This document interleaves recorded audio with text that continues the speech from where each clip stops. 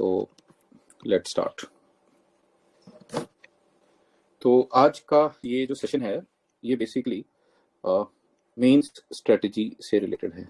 ठीक है, तो पहले तो आप सबको बहुत मुबारकबाद जिन जिन का भी प्रीलिम्स क्वालिफाई हुआ है और अब वो लोग नेक्स्ट स्टेज पे एंटर कर रहे हैं, दैट इज योर मेंस। तो मेंस की स्ट्रेटजी पे ये आज का आपका सेशन रहेगा। ठीक है, ये 2026 अभी चल रहा है इसलिए हमने लिखा है, बट आप लोग जानते हो आपका 2024 का अटेम्प्ट है, 2024 का अटेम्प्ट है। तो बहुत बहुत congratulations.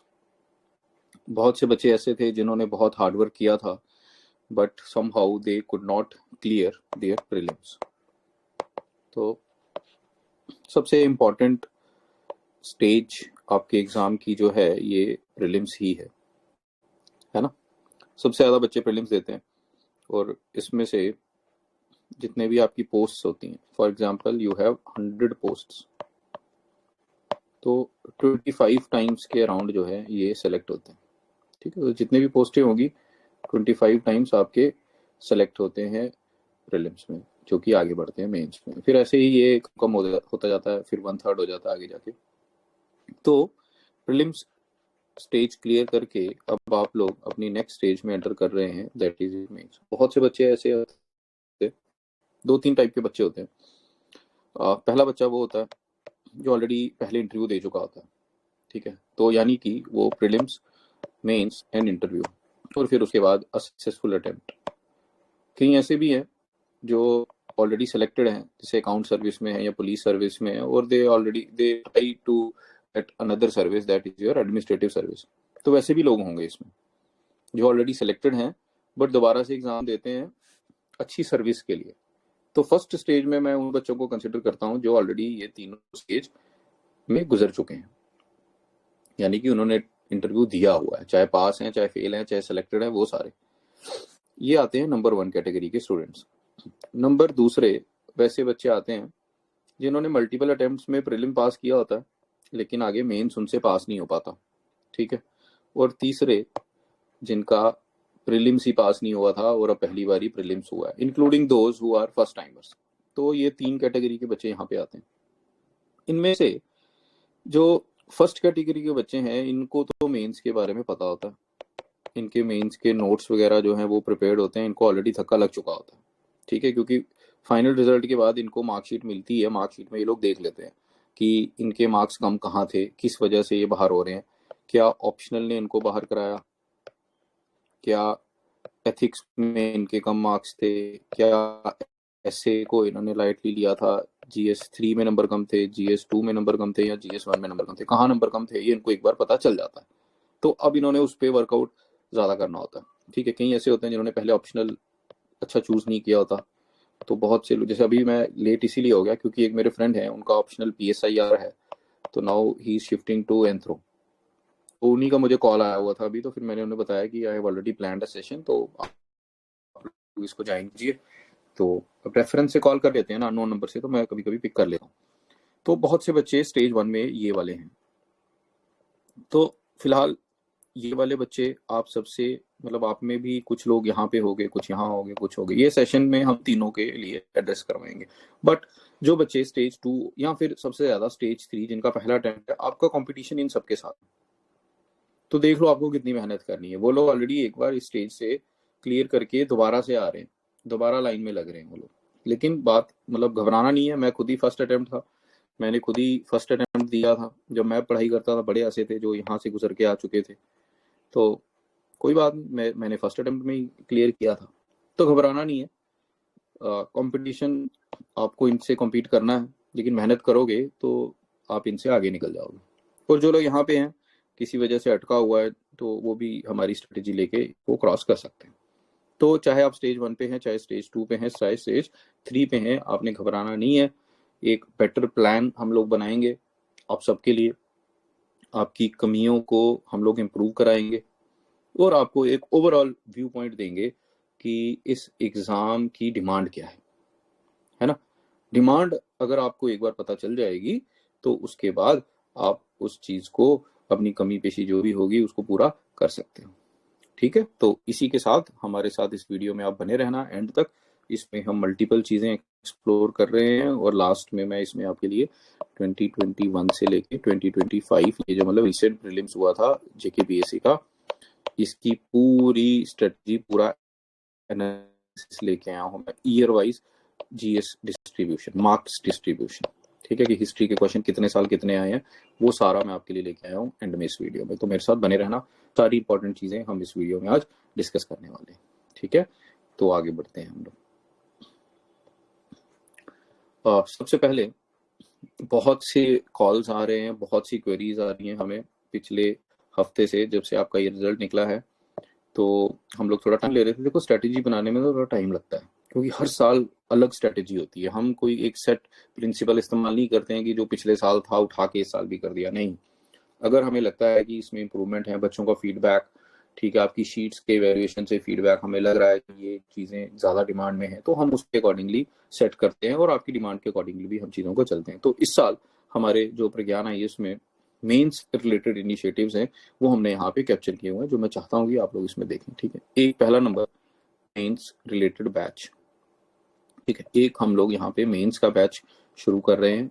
It will start from 1 Feb। ठीक है, जिसकी रजिस्ट्रेशन ऑलरेडी ओपन है, आप इसमें रजिस्टर करा सकते हो। ठीक है, ऑलमोस्ट ये 2.5 मंथ्स का बैच रहेगा और इसमें हम लोग ट्राई करेंगे कि मेंस स्पेसिफिक जो चीज़ें हैं अलॉन्ग विद आंसर राइटिंग, इनको हम लोग कैटर करें with special emphasis on ethics and current affair and answer writing. इन चीज़ों पे हम करेंगे, पूरी स्ट्रैटेजी देंगे आपको। इसमें वैल्यू एडिशन मटेरियल मिलेगा। ठीक है, मतलब मेंस को निकालने के लिए ये बेस्ट अप्रोच है। ठीक है, ये वाला batch GS mains batch, GS की टेस्ट सीरीज, मेंस की टेस्ट सीरीज। ये टेस्ट सीरीज इवॉल्व हुई है हमारी। लास्ट ईयर इसमें 14 टेस्ट से, इस साल हमने इनको बढ़ाया है। Now this year we have 22 test और it is the most comprehensive test series. ये टेस्ट सीरीज आपको कहीं पे भी नहीं मिलेगी। इसमें हमने क्या क्या किया है, इसमें पहले 2 टेस्ट ऐसे के हैं,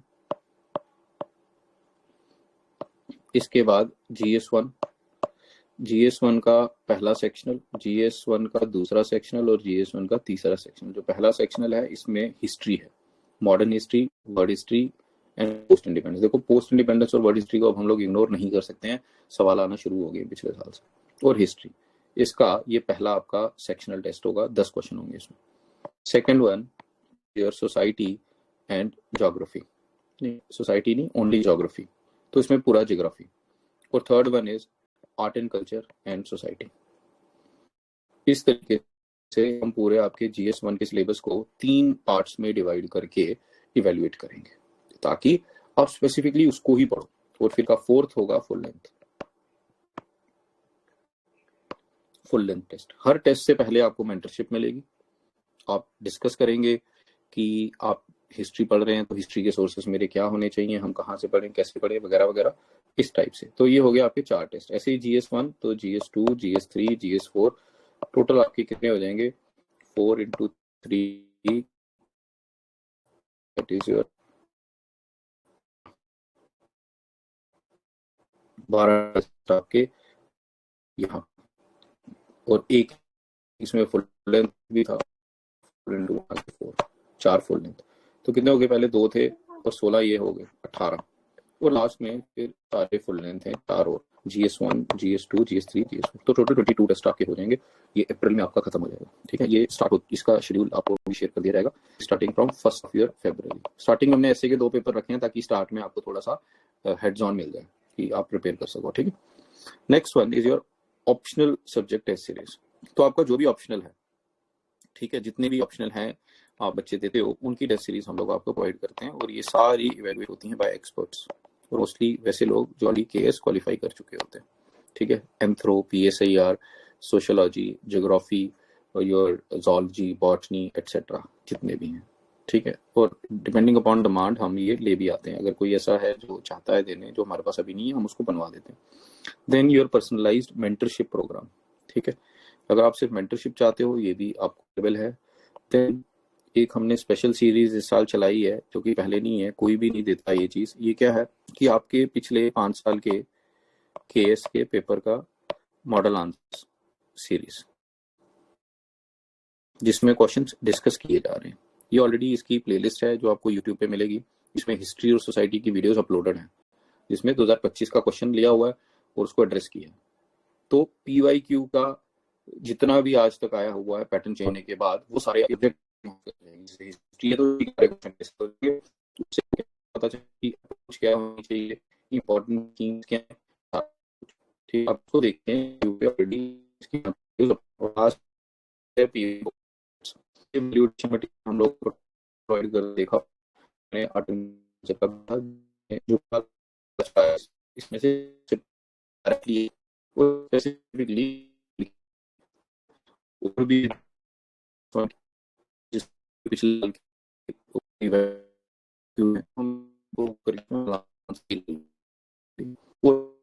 वैल्यू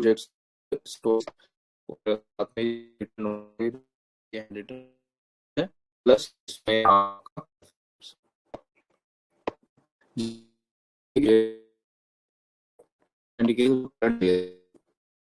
ठीक है, आपको करंट अफेयर की मैगजीन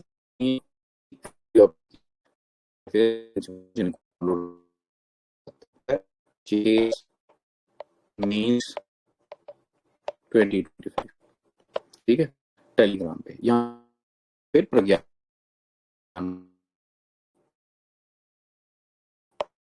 शेयर होती है, एंथ्रोपोलॉजी ऑप्शनल करके है, ठीक है, एंथ्रोपोलॉजी ऑप्शनल करके, तो वो भी आप ज्वाइन कर सकते हो। लिंक मैं इसके नीचे दे दूंगा, मैं आपको शेयर कर दूंगा। तो ये सारे इनिशिएटिव्स हैं जिनके लिए आप कल परसों से कर, और इसमें लिमिटेड इनटेक है, ओनली 30 स्टूडेंट्स, ठीक है, टेस्ट सीरीज। और बाकी में मतलब अपार्ट फ्रॉम दीज बैचेस बाकी सब में 30 स्टूडेंट्स की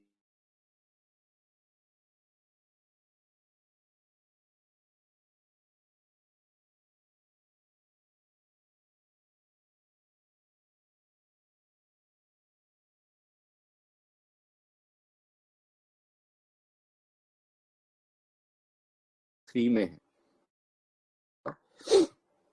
1 सेकेंड, हाँ जी, जैसे हमने पहले देखा,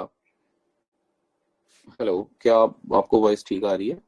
इन बिटवीन लैग हुआ था, अभी ठीक है, आप चेक करें, अभी ठीक है।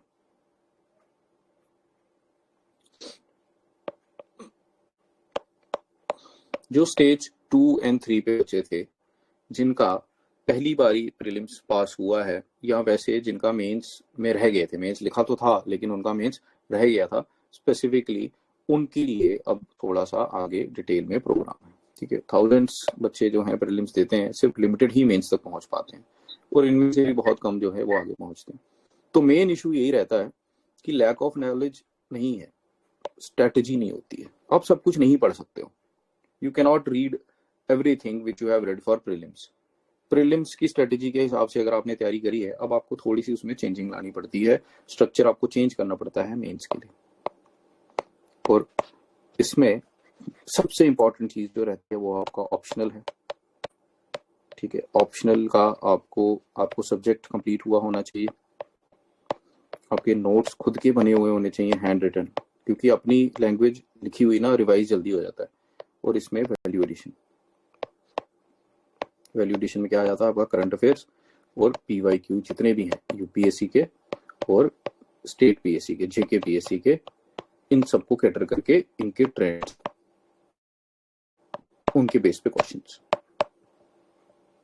ठीक है। ये सारा आपका प्रिपेयर होना चाहिए ऑप्शनल में, ठीक है। अगर आपका ये है तो उसके बाद आपके इसके शॉर्ट नोट्स बने हुए होने चाहिए जिनको आप क्रैम कर सकते। Anything which could not be reproduced in exam is of no use. अगर आपको कोई बड़ी की बुक है, कोई बोलता है पढ़ लो, अगर आपको पता है कि मैं इसको क्रैम नहीं कर सकता हूँ, मेरे काम में ये नहीं आएगी, तो उसको छोड़ दो। या बुक पढ़नी है तो इसमें से इंपॉर्टेंट रेलेवेंट मटेरियल को छांट लो, उसको पढ़ो, ठीक है। ये है आपकी मेन ऑप्शनल की स्ट्रेटजी।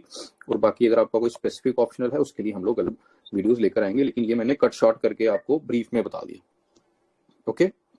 नेक्स्ट पोर्शन कि आपका मेंस का स्ट्रक्चर क्या रहता है, ठीक है। आप जानते हो कि सबसे पहले आपका आ जाता है ऐसे, और मैं बच्चों को बोलता हूँ कि ऐसे को कभी भी ऐसे मत लेना। अगर आप बोलोगे ना ये तो ऐसे ही है, इसको मैं कर लूंगा, तो देखा जाएगा ना, आप बाहर हो जाओगे। ऐसे बहुत इंपॉर्टेंट है, इसकी थीम होती हैं जो रिपीट होती हैं, आपको चॉइस मिलती है, तो सिलेक्शन बहुत इंपॉर्टेंट है, आप कौन सा ऐसे चूज कर रहे हो। बाकी बच्चे भी अगर सेम बहुत इजी ऐसे है, अगर सारे बच्चे उसी पे लिख रहे हैं, तो आपको वो चूज नहीं करना है, आपको थोड़ा सा हटके चूज करना है, ताकि आपको एग्जामिनर थोड़े नंबर एक्स्ट्रा दे बाकी बच्चों से। को ऐसे में फ्लो बनाना है, आपको पहले ब्रेनस्टॉर्मिंग करनी है, उसका ब्लूप्रिंट बनाना है, 10 से 12 पेज आपको मिलते हैं, आपको डायमेंशंस एक्सप्लोर करनी है। ऐसे के लिए मैं अलग से वीडियो लेके आऊंगा अलग से कि हाउ टू टैकल ऐसे। ऑलरेडी लास्ट ईयर मैंने यूट्यूब पे बना के डाला भी हुआ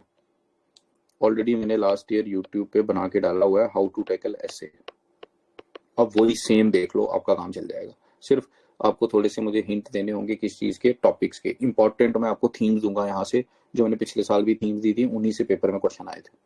तो मैं आपको इंपॉर्टेंट थीम्स दूंगा, आप उसमें मटेरियल बना लेना। चॉइस होती है आपके पास, 7-8 थीम्स मैं आपको दे दूंगा। कौन सी थीम्स जो बार बार रिपीट होती हैं, जो हर साल रिपीट होती हैं, तो आप उन्हीं पे मटेरियल थोड़ा सा बनाओ, अपने आंसर का स्ट्रक्चर बनाओ, इंट्रो लिखो, चाहे एनेक्डोट्स डालो, चाहे उसमें केस स्टडीज डालो, चाहे आप उसमें कोट्स डालो, फिर आगे आप इंट्रोड्यूस करो उसको, इंट्रोडक्शन को आगे लेके चलो, लिंक करो अलग अलग पैरामीटर्स थे, जैसे बीच में मतलब आप पॉलिटी से रिलेटेड चीजें डालो, हिस्टोरिकल चीजें डालो, एनवायरमेंट रिलेटेड चीजें डालो। तो इस तरीके से फ्रेमवर्क बनाओ आंसर को, लास्ट में उसको कंक्लूड करो। एक अच्छा ऐसे अगर आप लिख कर आएंगे ना पेपर में, तो आपको ये कहीं ना कहीं 125 से लेके 135 मार्क्स आपको ये दिलवाता है। तो यानी कि आपने इतने मार्क्स टारगेट करने ही करने हैं ऐसे आराम से। अगर आपका स्कोर इससे कम आ रहा है, आपका ऐसे जो है वो आपको 125 135 मार्क्स नहीं दिलवा पा रहा है, तो फिर आपको वर्क करने की जरूरत है। आप कहीं पे भी टेस्ट सीरीज दे रहे हो, अगर 125 135 नंबर नहीं बन रहे हैं आपके, तो कहीं ना कहीं आपको इसमें इंप्रूवमेंट करानी है। तो 125-35 मार्क्स अगर आप ऐसे में लेंगे, तो फिर आपका सिलेक्शन लिस्ट में नाम आ जाएगा। ठीक है, इतने आते हैं, हमने देखे हैं बच्चों के, जो सिलेक्टेड बच्चे होते हैं वो मेहनत करते हैं ऐसे में। तो this is your target score, 125 to 135। ठीक है, इससे ज्यादा चलेगा लेकिन इससे कम नहीं चलेगा। ठीक है, this should be your score अगर आपको अंदर इन होना है। ठीक है, चलिए, ऐसे के बाद आपका एक पेपर होता है इंग्लिश का। ठीक है, ऐसे के बाद केएस में आपका एक पेपर होता है इंग्लिश का, जिसमें इजी होता है, उसको सिर्फ पास करना होता है। ठीक है, 250 में से आपको 75 मार्क्स चाहिए होते हैं पास होने के लिए। इसमें क्या होता है, ऐसे होता है, ग्रामर होती है, पैराग्राफ्स होते हैं, और थोड़ी सी प्रीसी राइटिंग होती है। प्रीसी राइटिंग होती है मतलब वो पैराग्राफ होता है, उसको अपनी भाषा में लिखना होता है। ठीक है, तो ये इजीली पास हो जाता है, इसके लिए एक्स्ट्रा पढ़ने की कोई जरूरत नहीं होती है। बस आप एक बार प्रीवियस ईयर थोड़ा सा देख लेना, उससे आपको थोड़ी अंडरस्टैंडिंग हो जाएगी। और प्रीसी राइटिंग यूट्यूब पे सर्च कर लेना कि प्रीसी राइटिंग होती क्या है। प्रीसी राइटिंग में कई लोग क्या करते हैं कि एज इट इज जो पैराग्राफ आया था ना, उसको टेप देते हैं सेकंड पर्सन में जाके या थर्ड पर्सन में जाके। ऐसा नहीं करना होता है। प्रीसी राइटिंग थोड़ा सा अलग होता है, उसको पढ़कर अपनी लैंग्वेज में उसको लिखना होता है। ईजी है, बस मैं चाहता हूँ कि इसको देख लेना, कहीं ऐसा ना हो कि आप इसमें फेल हो जाओ, तो फिर आपको कुछ भी चेक नहीं होगा। This is just like C set, अगर ये पास है तो पेपर चेक होगा, अगर ये फेल है तो पेपर चेक नहीं होगा। मैं रियलिटी आपको बताता हूँ, मुझे सबसे ज्यादा डर इसी पेपर का था, क्योंकि मैं गलती कर बैठा था, मैं ये पढ़ के नहीं गया था, मैंने देखा तक नहीं था कि इसका पेपर आता कैसे। वो बहुत बड़ी ब्लंडर थी मेरी, but somehow by God's grace मेरा ये पेपर पास हो गया था। अदरवाइज मुझे पता है इसके मार्क्स कैलकुलेट नहीं होते, इंग्लिश है, इंग्लिश तो बचपन से ही पढ़ रहे हैं, पास हो ही जाएंगे। बट आप ऐसी गलती मत करना, आप इसको पढ़ के जाना, क्योंकि मैं कुछ गड़बड़ कर चुका था और लास्ट में बड़े आसान आसान क्वेश्चन थे, फिल इन द ब्लैंक्स वगैरह, और वो टाइम ही नहीं बचा तब तक वहां। तो इसमें थोड़ी स्ट्रेटजी बनानी होती है, ये मैं आपको बता दूंगा कैसे कैसे होता है। कुछ इजी मतलब जैसे fill in the blanks, antonym, synonym, इस टाइप के भी क्वेश्चन आ जाते हैं, पहले अटेम्प्ट कर लेना होता है। और ऐसे प्रीसी पैराग्राफ इनको बाद में करना होता है, तो हो जाता है। लेकिन ये पास, इसमें फेल करते भी नहीं है, लेकिन है थोड़ा सा आपको ध्यान रखना पड़ेगा, इसके मार्क्स कैलकुलेट नहीं होंगे इंग्लिश के पेपर के। ठीक, चलो, यूपीएससी में जैसे एक लैंग्वेज का पेपर होता है, यहाँ वो नहीं है, वो यहाँ नहीं है। ठीक है, लैंग्वेज का पेपर आपका केएस में नहीं होता है। ठीक है, चलो, अब बात आती है कि जीएस 1 2 3 4 इसका क्या क्या सिलेबस है। देखो, पेपर 1 जो आपका होता है 250 मार्क्स का, इसमें आपके कितने कंपोनेंट रहते हैं। इसमें आपका रहता है एक तो आर्ट एंड कल्चर पहला। अब इसमें चेंजिंग क्या आई है अपार्ट फ्रॉम यूपीएससी की, इसमें जेएंडके स्पेसिफिक ये बहुत पूछने लग पड़े।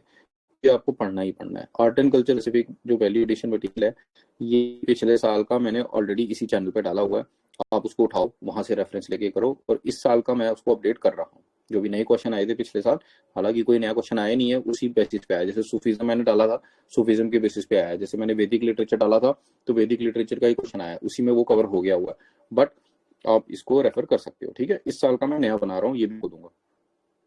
इसके बाद हिस्ट्री, हिस्ट्री में आप जानते हो मॉडर्न हिस्ट्री, वर्ल्ड हिस्ट्री और पोस्ट इंडिपेंडेंस। मॉडर्न हिस्ट्री की भी थीम्स देखो, कहाँ से पूछ रहा है वो, मॉडरेट से पूछ ले रहा है, फिर सोशल रिलीजियस रिफॉर्म से पूछ रहा है, पर्सनैलिटी से पूछ रहा है, फिर ट्रेड्स वगैरह, ट्रेड यूनियन वगैरह से पूछा। तो एनालिसिस यूट्यूब पे आ चुकी है, आप उसको भी पढ़ सकते हो। यहाँ से आपको थीम्स ऐसे मतलब सीधे सिलेबस उठा के पढ़ने नहीं लग जाना कि पहला पॉइंट आपका होना चाहिए पीक्यू। पीक्यू देखो, सिलेबस रखो ने, जो थीम्स आ रहे हैं उनको उठाओ। टैग हो रहा है तो बंद कर,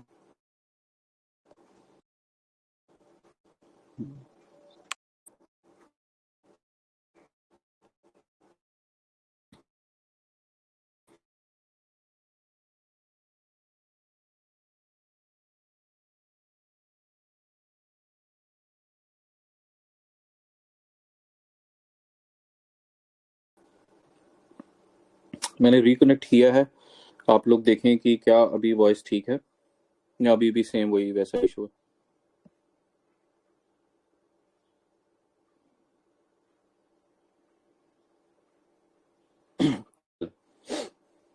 ये थोड़ा सा बीच में मुझे लगता है कि कनेक्शन जो है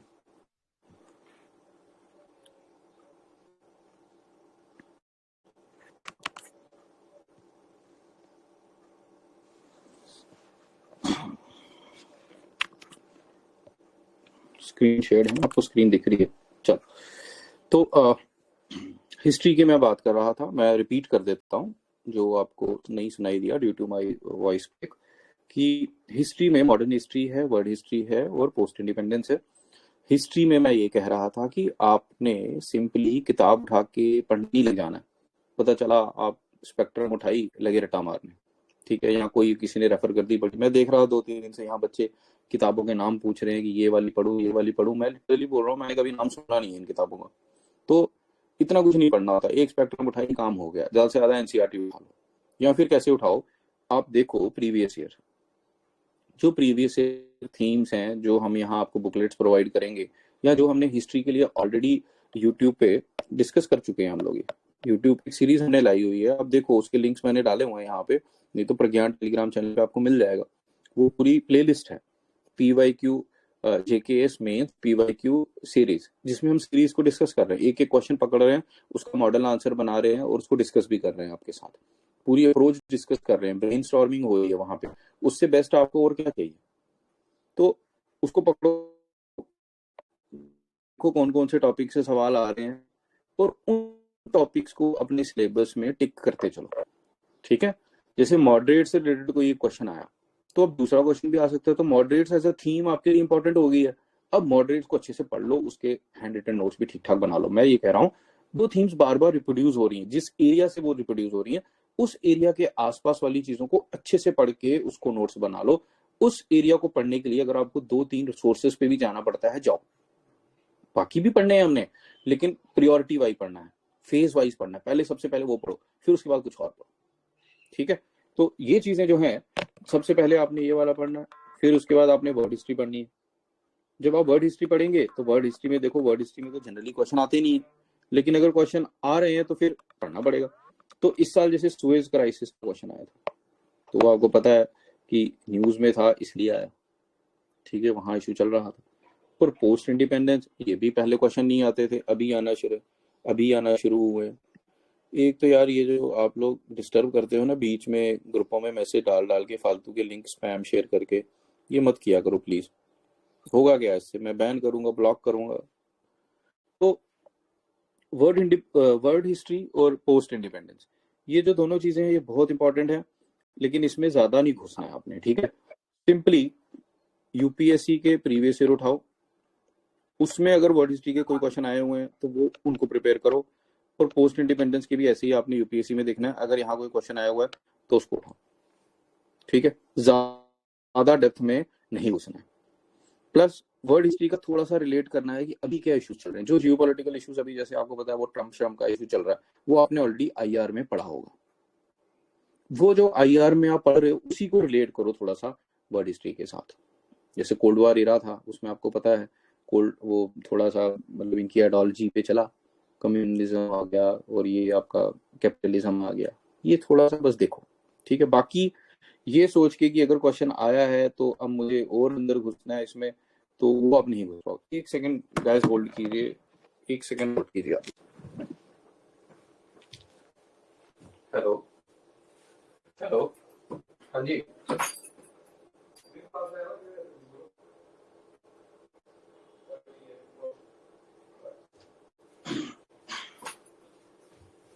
हाँ जी, चलिए।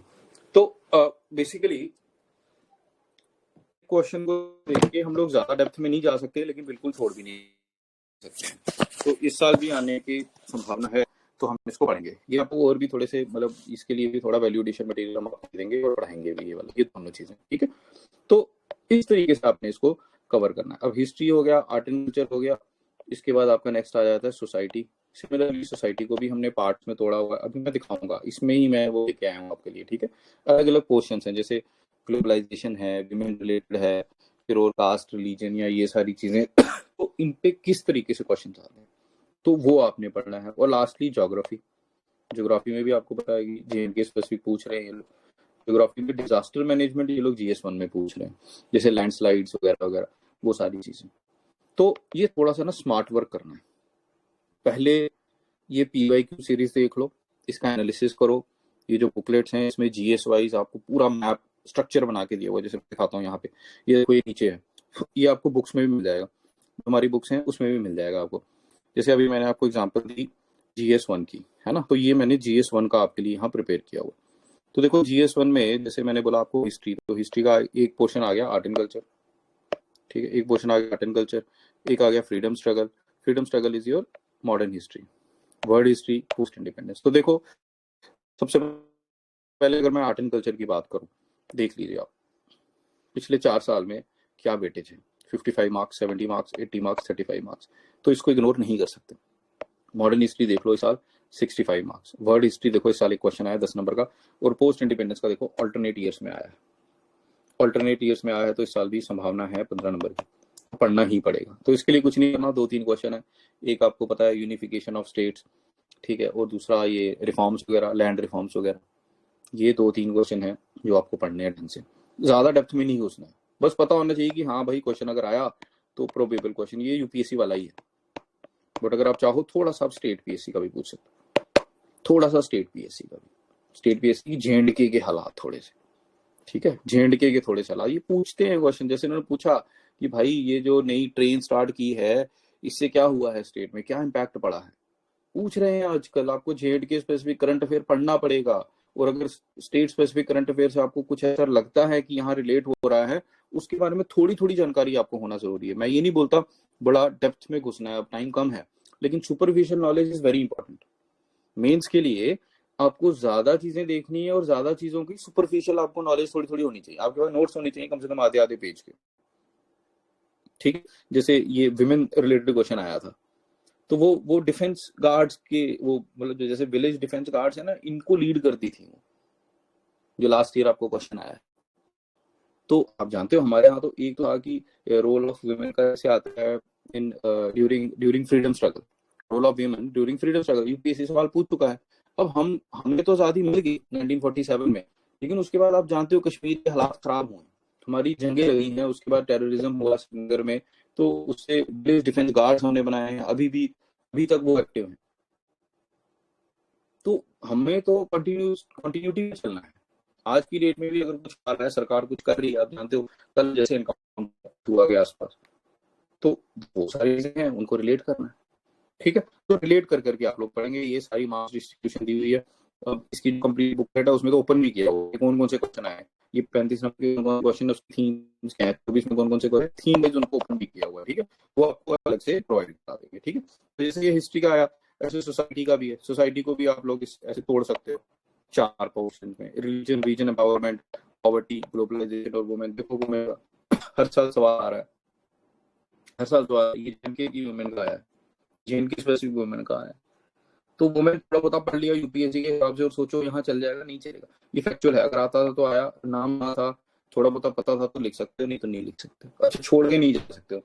जैसे सूफीज्म का उसने यहाँ पूछा इस वाले ईयर में, अब जिसने पढ़ा था तो दोबारा रिपीट हुआ, यहाँ भी तो आ गया। अगर आप छोड़ के जाते हो, बोलते यार आया है इस बार सूफीज्म, अब इस बार मैं छोड़ देता हूँ, क्या पता अभी डाले ना डाले, वो डाल रहा है। तो अगर वो रिपीट कर रहा है अपनी थीम, इट मीन्स कि PSC wants you to study your syllabus from जेएनडीके स्पेसिफिक। और पर्सनली मुझे पूछो तो मुझे अच्छा भी लगता है, क्योंकि समहाउ ये वो बच्चे जो अफोर्ड नहीं कर सकते दिल्ली जाके महंगी ट्यूशन पढ़ना, जो बच्चा यहाँ बैठ के पढ़ रहा है, तो दोनों में करवाना ही है ना कुछ। यूपीएससी की तैयारी करके आप सेम पेपर यहाँ देके आराम से निकाल लेते हो, तो आपको तो जिंदगी मिल गई। तो अगर आपको यहाँ का पढ़ना है तो अलग पढ़ो, यहाँ पर जेएनडीके भी पढ़ो, तो कहीं ना कहीं ये इक्विटी देता है वैसे बच्चों को जो यहाँ पे रह के तैयारी करते हैं केस की, क्योंकि ये चीजें दिल्ली को ही नहीं पढ़ाएगा आपको, वहां कौन जम्मू कश्मीर पढ़ाएगा। इनफैक्ट जम्मू में ही इंस्टीट्यूट नहीं पढ़ाते हैं जम्मू कश्मीर का, अब पढ़ाने लगे, अब ट्रेंड चेंज हो रहा है तो अब पढ़ाने लगे हैं ना, तो अब उन बच्चों को भी पढ़ना है। तो ये एक तरीके से इक्विटी ला रहा है कि यहाँ के बच्चे जिनके पास रिसोर्सेस नहीं है, कोई पुंछ जो किश्तवाड़ दूर दराज का बच्चा है, तो वो जो यहाँ जेके एसएसबी के लिए भी तैयारी कर रहा है, जेके एसएसबी लेवल के एग्जाम के लिए भी वहां वो जेएंडके की चीजें पढ़ रहा है, वो यहाँ कामयाब हो जाए। तो आपको अपनी थोड़ी सी तैयारी जो है उसको टिल्ट करके जेके स्पेसिफिक अब बनाना ही पड़ेगा, अगर आपने नहीं बनाया। अपने नोट्स वैल्यू एडिशन करो, उसमें चेंजिंग करो। और लास्टली ज्योग्राफी, तो ज्योग्राफी में भी देखो फिजिकल ज्योग्राफी के क्वेश्चन लगातार आ रहे हैं, क्लाइमेट के लगातार आ रहे हैं, रिसोर्सेज के आ रहे हैं, इंडस्ट्री लोकेशन के देखो 45 नंबर के सवाल आए हैं, और इसमें जम्मू कश्मीर का भी आया। ठीक है, तो ये देखो जैसे इस तरीके से ये मैंने आपके लिए ये बनाया हुआ, ये थीम बनाई हुई है, हमारी बुकलेट्स में आपको सारी मिलेगी, और हम इन्हीं के अकॉर्डिंगली आपको पढ़ाते भी हैं। जो चीज़ें हमें लगता है कि हाँ ये नए टॉपिक्स हैं, इनको आना है, तो उसके लिए हम आपके लिए वैल्यू एडिशन नोट्स भी लाते हैं और आपको उसमें समझा भी देते हैं कि हाँ इसको इस तरीके से पढ़ो। वापिस आते हुए, तो ये हो गया, ये हमने डिस्कस किया पेपर 1। तो पेपर 1 का ये सिलेबस है, ऐसे पेपर 2 आ जाता है। पेपर 2 में भी इंपॉर्टेंट चीजें आपकी आ जाती है, polity, governance, constitution, social justice, IR. ये हैवली लोडेड रहता है around IR. International relations, international relations के लिए मैं आपको बताऊं सबसे बेस्ट एस्पेक्ट इसका जो है, that is your Hindu, the Hindu के एडिटोरियल्स। तो एडिटोरियल्स मत छोड़ना, अभी जो भी न्यूज में चीजें चल रही हैं इनको अच्छे से पढ़ो। बाकी प्री के लिए जो आपने आईआर पढ़ा था उसी को कंटिन्यू करो। जो प्री के हिसाब से आप जितना भी आईआर पढ़ रहे थे, आप वहां पढ़ते हो ना इंडिया का relation along with its neighbours, या जितने भी और न्यूज में चीजें जो चल रही हैं वही सारी चीजें पढ़ो इसमें। बस एडिटोरियल्स मत छोड़ना जो भी रिसेंटली आ रहे हैं न्यूज़पेपर्स में, ठीक है। और PYQ, again PYQ themes, topics, उन्हीं वे में आप आगे तैयारी करो। पॉलिटी का भी सेम है, प्री की पॉलिटी और मेंस की पॉलिटी में जमीन आसमान का अंतर है। मेंस की पॉलिटी वो नहीं है जो आपने प्री में पढ़ा, यहाँ कॉज बेस्ड होगा, अप्लाइड होगा, ठीक है। तो अगेन न्यूज और एडिटोरियल्स। सिमिलरली गवर्नेंस, गवर्नेंस के तो ज्यादा क्वेश्चन नहीं आते हैं, एक आधा क्वेश्चन नहीं आता है। ई गवर्नेंस पे आ जाएगा, सिटीजन चार्टर आ जाएगा, तो पीवाईक्यू थीम ही है इसके लिए, ठीक है।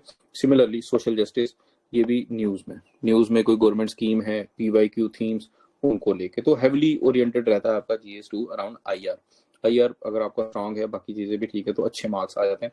मेरे जीएस2 में 175 मार्क्स थे, वन ऑफ द हाईएस्ट, ठीक है। तो आप इसको करो अच्छे से, ठीक है। मेरे आईआर के नोट्स भी हैं हैंड रिटन, ये भी मैंने इस ग्रुप में शेयर किए हुए हैं, आप उनको भी देख सकते हो, ठीक है। ऑल्दो आपको उसमें थोड़े अपडेट्स करने पड़ेंगे, बट आपको रेफरेंस पॉइंट मिलता है, बेस पॉइंट मिलता है कि ये चीजें आपने पढ़नी है, ठीक है। चलिए, जीएस3, जीएस3 सबसे important after ethics. Multiple subjects होते हैं इसमें, क्या क्या आ जाएगा, science and take, science and take heavily based on current affairs. तो हम आपको जैसे करंट अफेयर पढ़ाते हैं उसमें आपका ये कवर होगा, थीम्स आपने देखनी है उसी वे में चलना। इकोनॉमी बहुत इंपॉर्टेंट है, अभी आपका इकोनॉमिक सर्वे बजट आने वाला है, आपको जेएंडके का भी पढ़ना है, ठीक है। जेएंडके का भी 2 फरवरी को आ जाएगा, तो ये आपने यहाँ से पढ़ना है। और द हिंदू के एडिटोरियल्स, एक न्यूज़पेपर आता है द मिंट, इसको भी आप लोग रेफर कर सकते हो इकोनॉमी रिलेटेड न्यूज़ के लिए। ठीक है, इकोनॉमी बहुत इंपॉर्टेंट है, बहुत इंटरेस्टिंग है। एडिटोरियल्स, योर ये जो आपका है economic survey, budget both of India as well as for J&K, इनको अच्छे से पढ़ो। फिर आगे आपका आ जाता है इन्वायरमेंट। ठीक है, बायोडाइवर्सिटी, इन्वायरमेंट अगेन बहुत इंपॉर्टेंट है। PYQ themes plus current affair से निकलेगा। सिक्योरिटी, बने बनाए क्वेश्चन होते हैं, वही बार बार रिपीट होते हैं, थोड़ा सा साइबर वाली साइड ज़्यादा टिल्ट रखना, और PYQ और थीम्स देख के जो न्यूज़ में होगा। और एटलीस्ट डिजास्टर मैनेजमेंट, डिजास्टर यहाँ पे इकोनॉमी से रिलेट करके पूछा, इन्वायरमेंट से रिलेट करके पूछा जाता है। आपने इसको J&K स्पेसिफिक पढ़ना है। जैसे J&K में क्या हुआ लास्ट ईयर, फ्लड्स आए, वही देखना है कि किस टाइप के फ्लड्स थे, क्या ये ग्लोव था, क्लाउड बर्स्ट था, साइक्लोनिक था, क्या था, थोड़ा पढ़ो। लैंडस्लाइड पढ़ो, J&K की अर्थक्वेक जोनेशन मैपिंग वगैरह, ये सब कुछ पढ़ो। ठीक है, यहाँ पे आपको अब ट्रेंड बिल्कुल चेंज हो रहा है। आपको हर चीज जो आप पढ़ रहे हो ना, उसको J&K से रिलेट करके जरूर पढ़ना। J&K स्पेसिफिक छोड़ना मत, वो पूछ लेगा आपको फॉर GS1, 2 and 3। ठीक है, सोर्स नहीं मिलेंगे मुझे बोलना, मैं दूंगा यहाँ से, लेकिन पढ़ना है इसको, खुद आप गूगल करोगे आपको तभी पता चलेगा इसका। ठीक है, और last is your ethics. Ethics देखो 250 नंबर की है, बड़ा मुझे आसान सब्जेक्ट लगता है ये, 1-1.5 महीने में कवर हो जाता है, इसको अच्छे से पढ़ो। ठीक है, लेकिन पढ़ाई के साथ साथ इसमें केस स्टडी सॉल्व करना मत भूलना। ठीक है, इसमें आपको पास ही कौन कराता है, केस स्टडीज। केस स्टडीज आपके पेपर में अगर आप देखते हो तो question number 7 onwards case studies होती है, 7, 8, 9, 10, 11, 12 और 20 नंबर की एक केस स्टडी होती है। ठीक है, केस स्टडीज का ट्रेंड इवॉल्व हो रहा है, लेकिन ठीक है आ जाता है। मल्टीपल केस स्टडी, एक केस स्टडी में मल्टीपल क्वेश्चंस में ब्रेक डाउन कर देता है। कहीं वो पूछ लेता है बताओ इसमें एथिकल डिलीमास इन्वॉल्व क्या है, इश्यूज क्या है, और लास्ट में पूछता है कोई अप्रोच देके पूछता है कि बताओ क्या ये अप्रोच ठीक है, और अदरवाइज आपको ही पूछ लेता है कि डिफरेंट अप्रोचेस बताओ और उसके प्रोज एंड कॉन्स। याद रखना, एथिक्स का पेपर कंप्लीट नहीं होता, टाइम कम होता है, सबसे पहले आपने सीधे केस स्टडी पे आना है। सीधे केस स्टडीज पे आके पहले केस स्टडीज को सॉल्व करना है, फिर बाकी सब्जेक्टिव पेपर पे जाना है। ठीक है, जो आपके थिंकर्स विंकर्स पूछे होते हैं पहले पढ़ना पूरा है, लेकिन केस स्टडीज पे तो इसमें क्या है, प्रैक्टिस करनी है आपने केस स्टडी। आज ही नेट पे जाके प्रीवियस ईयर जितनी भी आई हुई है यूपीएससी की सारी प्रैक्टिस करो, JKPSC की प्रीवियस ईयर सारी प्रैक्टिस करो, और अगर नेट से कहीं पे मॉडल केस स्टडीज मिलती हैं अलॉन्ग विद एक्सप्लेनेशन तो उनको प्रैक्टिस करो। एटलीस्ट मैं आपसे ये कहूंगा कि अब से लेके जब तक आपका पेपर नहीं निकलता, रोज की आपने एक केस स्टडी जरूर करनी है, 1 या 2 केस स्टडी, और एक किताब लगानी है, नोटबुक लगानी है, जिसमें आपने क्या नोट करते जाना है, different types of case studies लिखते जाना है कि किस किस टाइप की केस स्टडीज आती हैं और उनमें क्या क्या एथिकल डिलीमास इन्वॉल्व हैं। नोट बना लो। जैसे इन्वायरमेंट रिलेटेड, तो अगर इन्वायरमेंट रिलेटेड केस स्टडीज आ रही हैं तो इनमें डिलेमास क्या होंगे, डिलेमास लिखो। सबसे पहले होता है इन्वायरमेंट वर्सेस इकोनॉमी, ये तरीके से एथिकल डिलेमास है, तो इनको नोट करते चलो। तो होगा क्या कि आपके नोट्स बन जाएंगे इन्वायरमेंट रिलेटेड, उसमें यही आता है प्रोज एंड कॉन्स, क्या क्या कर सकते हैं। अगर मैं इन्वायरमेंट स्पेसिफिक करता हूँ तो क्या प्रोज हैं, तो क्या कॉन्स हैं। अगर मैं इकोनॉमी की तरफ जाता हूँ तो क्या प्रोज हैं, तो बने बनाए इस तरीके से क्या होगा, आपके नोट्स बनते जाएंगे और एंड में आपके पास ठीक ठाक ऐसा रिसोर्स बन जाएगा। फिर डेवलपमेंट रिलेटेड आता है, करप्शन रिलेटेड आता है, ट्राइबल रिलेटेड आता है। तो जितनी केस स्टडियां प्रैक्टिस करते जाओगे ना, उसकी थीम निकालते जाओ और उनकी डिलेमास को कैप्चर करते चलो, आपके पास बुकलेट बन जाएंगी। मैंने बनाई हुई अपनी बुकलेट्स और मैंने अपने नोट्स ऑलरेडी शेयर किए हुए हैं ये इसी चैनल में, JKS मेंस, इसकी फाइल्स में जाओ, एथिक्स सर्च करो, मेरे नोट्स आपको मिल जाएंगे। ठीक है, उसको बेस बना के आपने खुद सॉल्व करके खुद ऐड करने हैं, और एंड में पेपर में आपने क्या करना, केस स्टडी देखते ही सोचना नहीं है, सीधे जो याद किया होगा पहले से ये वाली केस स्टडी सीधे डाल दो उसमें। थोड़ा बहुत चेंजिंग करनी पड़ती है, फाइन ट्यूनिंग करनी पड़ती है, सीधे डालना होता है। ठीक है, और बाकी जो थिंकर्स विंकर्स हो गए वो तो आपको पता है, वो पढ़ो सारा, वो जैसे मॉरल्स क्या होते हैं, एथिक्स क्या होती है, वैल्यूज क्या होती है, but it is very important. इसमें कुछ चीज़ें बहुत इंपॉर्टेंट, जैसे आपके इमोशनल इंटेलिजेंस वाला टॉपिक है, एटीट्यूड है, एप्टीट्यूड है, प्रोबिटी है, फिर गवर्नेंस में जो आती है वो सारी, एक एडमिनिस्ट्रेटिव वैल्यूज क्या होनी चाहिए, मतलब है ना, उसका वो ट्रिक भी है साहिलू करके, वो याद रखो। व्हाट आर द वैल्यूज की, सिविल सर्वेंट की क्या वैल्यूज होनी चाहिए। इसमें बच्चे कुछ ARC भी बोलते हैं, मैंने कभी नहीं पढ़ी वो ARC रिपोर्ट, बट आप चाहो तो पढ़ सकते हो। ठीक है, चलो खत्म करते हैं, आगे बढ़ते हैं। क्या है इंपॉर्टेंट चीजें, time factor and urgency. Time कम मिलता है प्रीलिम्स और मेंस के बीच में, ये आप सब जानते ही हो ऑलरेडी, तो इसमें क्या ही मैं टाइम करूं। ठीक है, सिलेबस बहुत ज्यादा है, राइटिंग प्रैक्टिस कंपलसरी है। देखो मेरे अकॉर्डिंगली 50-50 है, जो आप ये नॉलेज गेन कर रहे हो, अपने नोट्स बना रहे हो ना, ये है पहला 50%। और जो लिखना है ये है दूसरा 50%। अगर आपको नॉलेज बढ़ी है लेकिन आप उधर उसको लिख ही नहीं पा रहे कागज पे, पेपर टाइमली कंप्लीट कर ही नहीं पा रहे, सबसे बड़ा चैलेंज तो यही है। 3 घंटे में 20 क्वेश्चन लिखना होते ही नहीं है, छूट जाते हैं 2-3 क्वेश्चन, कोई बात नहीं, जब पता ही है 2-3 क्वेश्चन छूटते हैं, दिमाग में मत रखो, 17 क्वेश्चन तो अच्छे से लिख के आओ। अब 17 क्वेश्चन ही टारगेट करो तो 3 जो है वो अपने आप टारगेट हो जाएंगे, बाद में अगर नहीं भी होंगे छोड़ दो। आई नो पीपल जो 1-2 क्वेश्चन छोड़ के आते हैं और हो जाता है सिलेक्शन। जो लिख रहे हो वो बढ़िया लिखो, ठीक है। लेकिन वही है, आर्टिकुलेशन है, प्रेजेंटेशन है, डायमेंशंस है, डेटा है, ये सारी चीजें, फिगर्स वगैरह, वो सब आपको डालना आना चाहिए, ठीक है। मेन प्रिपरेशन पोस्टपोन नहीं की जा सकती, तो जितनी जल्दी शुरू करोगे उतने ज्यादा आपके सिलेक्शन के चांस बन जाएंगे। डिले नहीं करना है इसको, ठीक है। सिलेबस बेस्ड प्रिपरेशन बहुत जरूरी है। सिलेबस में आप लोग देखते हो कीवर्ड्स होते हैं, तो उन वर्ड्स के अराउंड आपका जितने भी टॉपिक्स हैं जो करंट अफेयर में न्यूज वगैरह आता है उनको करना है, ठीक है। वन टॉपिक की मल्टीपल डायमेंशन भी हो जाती हैं।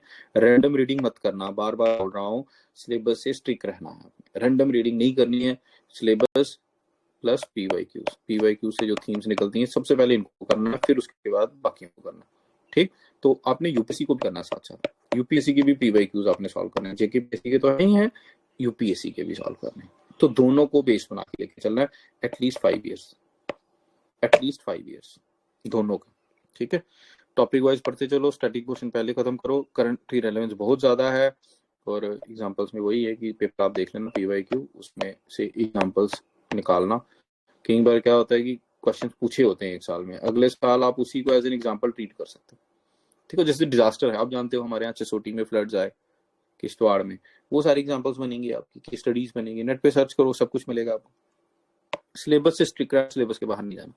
रोल ऑफ ऑप्शनल बहुत तगड़ा रोल है, आप जानते हो 500 नंबर का होता है ऑप्शन। एक तो हो गया ऑप्शनल सिलेक्शन, तो बहुत से बच्चे जो स्टेज 3 वाले मैंने आपको बताए, इन्होंने तो अभी ऑप्शनल चूज ही नहीं किया होगा, अब जाके सोचेंगे अब क्या करें, कौन सा रखें, एंथ्रो रखें, सोशो रखें, PSIR रखें, जो भी रखना है जल्दी रख लो, ठीक है। इतना टाइम नहीं है आपके पास, फटाफट रखो और उसको केटर करो। 250 मार्क्स का पेपर 1 होगा, 250 मार्क्स का पेपर 2 होगा, चॉइस होती है आपके पास, ठीक है, चॉइस होती है आपके पास। इसमें 10 मार्क्स के क्वेश्चन भी आते हैं, 15 के भी आते हैं और 20 के भी आते हैं। 10 मार्क्स वाला होता है question number 1 and question number 5, 10 question होते हैं, 10 मार्क्स 100 नंबर का होता है, ठीक है। तो 150 नंबर का ये होता है, तो 100 और 150 इसमें चॉइस होती है 15 और 20 नंबर वाले में से। तो पेपर 1 में आपको कोई एक क्वेश्चन करना होता है, मतलब पार्ट ए में, और पार्ट बी में कोई एक क्वेश्चन करना होता है, ठीक है। तो you can select 2 questions from each side, from one side and 1 question from other side। तो टोटल 5 क्वेश्चन आपको करके पेपर में देने होते हैं, प्रैक्टिस करनी होती है, बहुत ज्यादा वेटेज है ऑप्शनल की, हाई वेटेज है, ठीक है। अगर आपको रैंक अच्छा लेना है तो ऑप्शनल ही आपका डिसाइडिंग फैक्टर है। जल्दी शुरू करो और प्रिपरेशन कांस्टेंट रखो, ठीक है। जीएस कभी वीक होना तो ऑप्शनल कॉम्पनसेट कर सकता है, ठीक है, बट नॉट वाइस वर्सा, ठीक है। अगर आपका ऑप्शनल ठीक नहीं है फिर आप बाहर हो। तो next is GS preparation as approach and approach. तो स्टैटिक और करंट दोनों ही करना है। सोर्सेज को लिमिटेड रखो, ज्यादा सोर्स मत पढ़ो। मैंने पहले आपसे कहा कि वही सोर्स यहाँ काम का है जिसको आप रिप्रोड्यूस कर पाओ। तो बल्कि बुक को रट्टा मारोगे तो रिप्रोड्यूस कहाँ से कर पाओगे? तो शॉर्ट नोट्स बनाओ। मैंने तो क्या किए थे ना, मैंने छोटे छोटे वो जो फोल्डर्स आते हैं ना, फाइल फोल्डर्स, वो बनाए हुए थे ट्रांसपेरेंट वाले। इस पे लिख दिया GS1, इस पे लिख दिया GS2, इस पे लिख दिया GS3, GS4, और फिर A4 शीट लेके रखता था ऐसे बीच में से इसको करके, और 2 कलरफुल पेन रखा। ये आ गया पेज नंबर, ये आ गया टॉपिक 1, टॉपिक का नाम लिखा और उसके बारे में जो पॉइंट्स हैं वो लिख लिए। चाहे मैं करंट अफेयर पढ़ूं, चाहे मैं स्टैटिक पढ़ूं, मैं ये काम हमेशा करता था, ठीक है। टॉपिक लिख दिया, खत्म कर दिया, चल भाई अब दूसरा, कुछ और टॉपिक लिख लिया, पढ़ा, उसके बारे में शॉर्ट में पॉइंट्स लिखे। वैसे पॉइंट में रखता है रट्टा मारने के लिए। ये क्या होता है, जैसे आप देखना, जैसे कभी आपको स्कूल कॉलेज में चीटिंग करनी हो, तो जब आप चीटिंग करते हो तो चीटिंग के लिए अगर आप जी बना रहे हो तो उसमें आप कैसी चीजें लिखते हो? शॉर्ट शॉर्ट चीजें लिखते हो कि बस मुझे इतना सा याद आए, बाकी मैं खुद से लिख दूं। या जैसे पेपर में एग्जामिनेशन हॉल में आपके आगे कोई बैठा होता है छोटी क्लासों में, आप उसको बोलते हैं यार मुझे थोड़ा सा बता दे, बाकी मैं खुद लिख लूंगा। वो चीज को याद करो, थोड़ा सा बता दे, मतलब कि आपको एक हुक चाहिए, बाकी आपने पढ़ा होता है, सिलेबस इतना ज्यादा है, तो वही हुक्स आपने यहाँ लिखनी है। ये वाले नोट्स मैं शेयर कर दूंगा अपने, जो मैंने बनाए हुए हैं, कुछ मैंने ऑलरेडी शेयर किए हुए हैं इसमें, ये आपको सारे नोट्स मेरे मिल जाएंगे इसी चैनल पे, GS 1 2 3 एनवायरमेंट हिस्ट्री फला फला, जो भी मैं सोर्स पकड़ता था उसको मैं ऐसे कंपाइल कर देता था। मान लो कि मैंने विजन 365 पकड़ा, विजन मेन 365 पकड़ा, तो विजन 365 अगर मैंने पॉलिटी का पकड़ा ना, तो उसको मैं इसमें कन्वर्ट कर लेता, जो जो पढ़ा, जो जो पॉइंट चाहिए थे कर लिए। तो एट दी एंड मेरे पास ये कोई 10 पेज बन गया, ये 10 पेज बन गए, इनको स्टेपलर मारा और डाल दिया इसमें। इसका क्या काम है, अगली बार अब मैं विजन नहीं पढ़ूंगा, अब मैं इसी को रटा मारूंगा। तो ये काम आप स्टार्टिंग में करो, ठीक है। चाहे आपने PYQ पकड़े, PYQ सीरीज पकड़ी, वो थीम पकड़े, उनके टॉपिक की तरफ लिख लिए, लिख के स्टेपलर मारा, इसमें डाल दिया कि PYQ मैंने यहाँ डाल दिया। ऐसे ही कोई और सोर्स पकड़ा, जो भी सोर्स पकड़ रहे हो, जैसे ओनली IAS के अच्छे आते हैं, ओनली IAS के वो जो प्रहार वहार आते हैं, जिसमें ये थोड़ा सा स्टैटिक पोर्शन कवर करते हैं, थोड़ा डेटा वगैरह देते हैं, तो अगेन उसको जब पढ़ रहे हो साथ में ऐसा पेज रखो, इसको इसमें कन्वर्ट कर लो, उसको कन्वर्ट करके इस फोल्डर में डाल लो। जितने भी आप सब्जेक्ट पढ़ रहे हो उनको करते चलो, इधर फोल्डर में डालते चलो। कहीं आपको बड़ा अच्छा मॉडल आंसर मिल रहा है किसी चीज का, उसको भी स्टेपलर लगाओ, इसमें डालो। तो ऐसे GS 1 का आपका ये सोर्स बनता जाएगा, जिसको आप क्रैम कर सकते हो, पेपर में जाके रिप्रोड्यूस कर सकते हो। सिमिलरली GS 2 3 एंड 4, ठीक है, ये बड़ा अच्छा है, फुल प्रूफ है मेथड जो मैंने अपनाया हुआ है अपनी तैयारी में, ये रिप्रोड्यूस हो जाता है पेपर में। मतलब जो भी पढ़ना है ना काम की चीज जो पेपर में आने वाली है, उसको लिख के रख लेना, शॉर्ट शॉर्ट बना के, छोटा छोटा बना के। चलो, और ये एग्जांपल के लिए मैंने अपने शेयर भी किए हुए इस ग्रुप में, कर भी दूंगा, ठीक है। लिमिटेड सोर्स रखने, ये सोर्स एक बार इसमें डाल दिया, ये लिमिटेड हो गया, अब इसके बाद कुछ नहीं करना, रिपीटिशन कभी नहीं करनी है। एक टॉपिक जब एक जगह से पढ़ लिया, उसी टाइम 2 जगह से पढ़ो। अगर आपको एक टॉपिक 2 जगह से पढ़ना है, दोनों जगह से पढ़ो, लेकिन एक उसकी फाइल ऐसी क्रिएट कर लो, ये फाइनल होनी चाहिए। बाद में आपने ये सोर्स नहीं पढ़ना और ये सोर्स नहीं पढ़ना, इन दोनों सोर्स को कवर कर लिया आपने इसमें, ठीक। इशू बेस्ड प्रिपरेशन करो, यानी कि वही टॉपिक वगैरह, और फोकस करो अंडरस्टैंडिंग, ठीक है। तो GS प्रिपरेशन आपकी एनालिटिकल होनी चाहिए, मल्टी डायमेंशनल, यानी कि देखो मैंने एक सोर्स नहीं लिया, मैंने मल्टीपल सोर्स लिए, और आंसर ओरिएंटेड होनी चाहिए। आंसर ओरिएंटेड यानी ये जो मैं डेटा यहाँ डाल रहा था अंदर, ये जितना भी डेटा मैंने यहाँ पे डाला है, ये मैंने इस तरीके से डालना है कि मैं आंसर में कहाँ डालूं। अब आंसर आपको पता है, इंट्रो है, बॉडी है, कंक्लूजन है। जब एक बार आपको अंडरस्टैंडिंग थोड़ी सी हो जाए, तो मुझे पता ही है ना कि इंट्रो में मैंने फैक्ट डालना, मैंने लिख लिया। बॉडी अगर मैं पॉइंट्स बना रहा हूँ, तो मुझे पता है ना कि मैंने बॉडी में ये पॉइंट्स डालने। अब यहाँ मैंने वही पॉइंट लिखने हैं जो मैं पेपर में जाके लिख सकूँ। कोई एग्जांपल लिखनी है मुझे, मैं वो लिखूंगा। अच्छा, कंक्लूजन में अगर मुझे कोई वैल्यू, कोई डेट डालनी, कोई कोट डालना है, वो मैं यहाँ लिख लूंगा। तो इस टॉपिक से रिलेटेड मैंने सारी चीजें यहीं पे लिखी, ठीक है। तो इस तरीके से ही आपने भी करना। आंसर राइटिंग अभी आपको बताया कि 50-50, 50% ये जो आप पढ़ रहे हो, दिस इज ओनली योर 50%, बाकी जो लिखना है दैट इज अनदर 50%। तो आंसर राइटिंग के लिए अब आपने टाइम वेस्ट नहीं करना। तो टेस्ट सीरीज ज्वाइन करो, जैसे हमारी टेस्ट सीरीज 1 फेब से स्टार्ट हो रही है, ठीक है। और one of the best test strategy है, इसमें 22 पेपर्स हैं, इतने कोई भी नहीं दे रहा आपको। इसमें 4 बार रिवीजन होगी आपकी हर सब्जेक्ट की, ठीक है। तो ये पकड़ो, इसमें जो आपका टॉपिक आता है, जैसे पेपर, जैसे पहले आप दे रहे हो टेस्ट 1 दे रहे हो आप इसका GS का, तो उसमें हिस्ट्री है, तो उस टाइम पे उस टेस्ट को देने से पहले ये एक्सरसाइज कर लो जो मैंने बताई है, ठीक है। ये सारी एक्सरसाइज करने के बाद फिर लिखना शुरू करो। फिर घर में थोड़े से मॉडल आंसर प्रैक्टिस, जो हमारी PYQ मेन सीरीज है वो देखो, उसमें ब्रेनस्टॉर्मिंग की हुई है, उसमें मॉडल आंसर दिया हुआ है, उस हिसाब से करने की कोशिश करो। हमारा ग्रुप बन जाता है, जितने बच्चे टेस्ट सीरीज वाले होते हैं या दूसरे क्लास वाले, इनका ग्रुप बनता है टेलीग्राम पे। तो उसमें बच्चे आंसर भी लिख के भेजते हैं, हमारे जितने मेंटर्स हैं, हम उसी टाइम उसको इवेल्युएट करके उसको ग्रुप में बता देते हैं। तो उससे एक जो लिख रहा होता है, मतलब टेस्ट से पहले, वो एक असाइनमेंट जैसी भी जमा करा सकते हो कि सर मैंने ये क्वेश्चन लिखा है, आप देखो PYQ लिखा है, ये ठीक लिखा है मैंने, तो क्या इसी बेस पे मैं अपनी टेस्ट सीरीज में भी लिख सकता हूँ। तो हम वहीं पे आपको इवेल्युएट करके आपके शॉर्टकमिंग्स जो हैं, वो मल्टीपल मेंटर्स होते हैं, वहीं पे दे देते हैं। तो उसमें आपको तो फायदा होता ही होता है, बाकी बच्चों को भी फायदा हो जाएगा। तो वो आप कर सकते हो, ठीक है। मतलब आंसर राइटिंग में ये जरूरी है, और आंसर राइटिंग पहले स्टार्ट नहीं की जा सकती है। आंसर राइटिंग तभी स्टार्ट करोगे जब उसके बारे में थोड़ा सा पढ़ लोगे, मतलब जब आपने ये एक्टिविटी एक बार कर ली, उसके बाद आपने ये वाली एक्टिविटी करनी, ठीक है। तो उसमें पूरा स्ट्रक्चर होना चाहिए। मार्क्स आपके किस पे डिपेंड करेंगे, आंसर के स्ट्रक्चर पे, भाई इंट्रो, बॉडी, कंक्लूजन है कि नहीं है, क्लैरिटी है कि नहीं आपके आंसर में, प्रेजेंटेशन आपकी ठीक है, रेलेवेंस, रेलेवेंसी बहुत जरूरी है। बीटिंग अराउंड द बुश कभी नहीं करना। पूछा औरंगजेब है, लिख अकबर रहे हो, पूछा अकबर है, लिख हुमायूं रहे हो। क्यों लिख रहे हो, पढ़ा ही आपने हुमायूं, आपने अकबर पढ़ा नहीं। आप सोचते हो अकबर लिखा है, चलो हुमायूं लिख देता हूँ, उसका दादा ही था, थोड़े नंबर मिल जाएंगे। नहीं मिलेंगे भाई, वो इरिटेट हो जाएगा, एग्जामिनर नंबर काट लेगा आपके। बिल्कुल जो चीजें रेलेवेंट है वही लिखनी है। इधर भी जो आपको एग्जांपल बताई ना, इसमें चीजें डालनी है, ये रेलेवेंसी के अकॉर्डिंग ही डालनी है। अगर रेलेवेंट नहीं है या आपको लगता है बड़ा शेडो है, ऐसे ही डायरेक्टली रिलेट नहीं हो रहा है, छोड़ दो उसको, ठीक है। और प्रेजेंटेशन एट दी एंड, आपकी आंसर की प्रेजेंटेशन सुंदर होनी चाहिए। इंट्रो, बॉडी, कंक्लूजन एकदम बढ़िया बढ़िया। इसमें कुछ मॉडल आंसर हमारे मतलब गुड बच्चों के हैं जो ऑलरेडी सिलेक्टेड है, उनके आंसर भी हमने ड्राइव पे डाले हुए हैं, उनका लिंक भी जो है ये बच्चों के साथ हम प्रिपेयर कर ले। जो बच्चे टेस्ट सीरीज देते हैं तो पिछले साल की जो गुड कॉपीज होती है, जो सिलेक्टेड बच्चे होते हैं, हम उनका दे देते हैं। बहुत से बच्चे हैं ना जो भी हमारे इंटरव्यू में आ रहे हैं इस बार, जैसे वासवी है, सरिजना है, इनके आंसर शीट्स आपको प्रोवाइड करेंगे, ठीक है। नॉलेज विदाउट एक्सप्रेशन काम का नहीं है, सिर्फ नॉलेज इज ओनली 50% हाफ, और एक्सप्रेशन इज अनदर हाफ। दोनों काम करोगे तब वन बनेगा, ठीक है। आइडियल आंसर स्ट्रक्चर ये तो आपको पता ही है, इंट्रो, बॉडी, कंक्लूजन। अदरवाइज आप यूट्यूब पे सर्च करो, बड़े सारी वीडियोस आपको मिल जाएंगे जो आंसर स्ट्रक्चर के बारे में आपको बताएंगे, ठीक है। कंटेक्स्ट बेस्ड होना चाहिए, बॉडी में डायमेंशंस होने चाहिए, कंक्लूजन में सोल्यूशन ओरिएंटेड होना चाहिए। ये वेरी करता है, जरूरी नहीं जो मैंने यहाँ लिखा है, ये डिपेंड करेगा आप।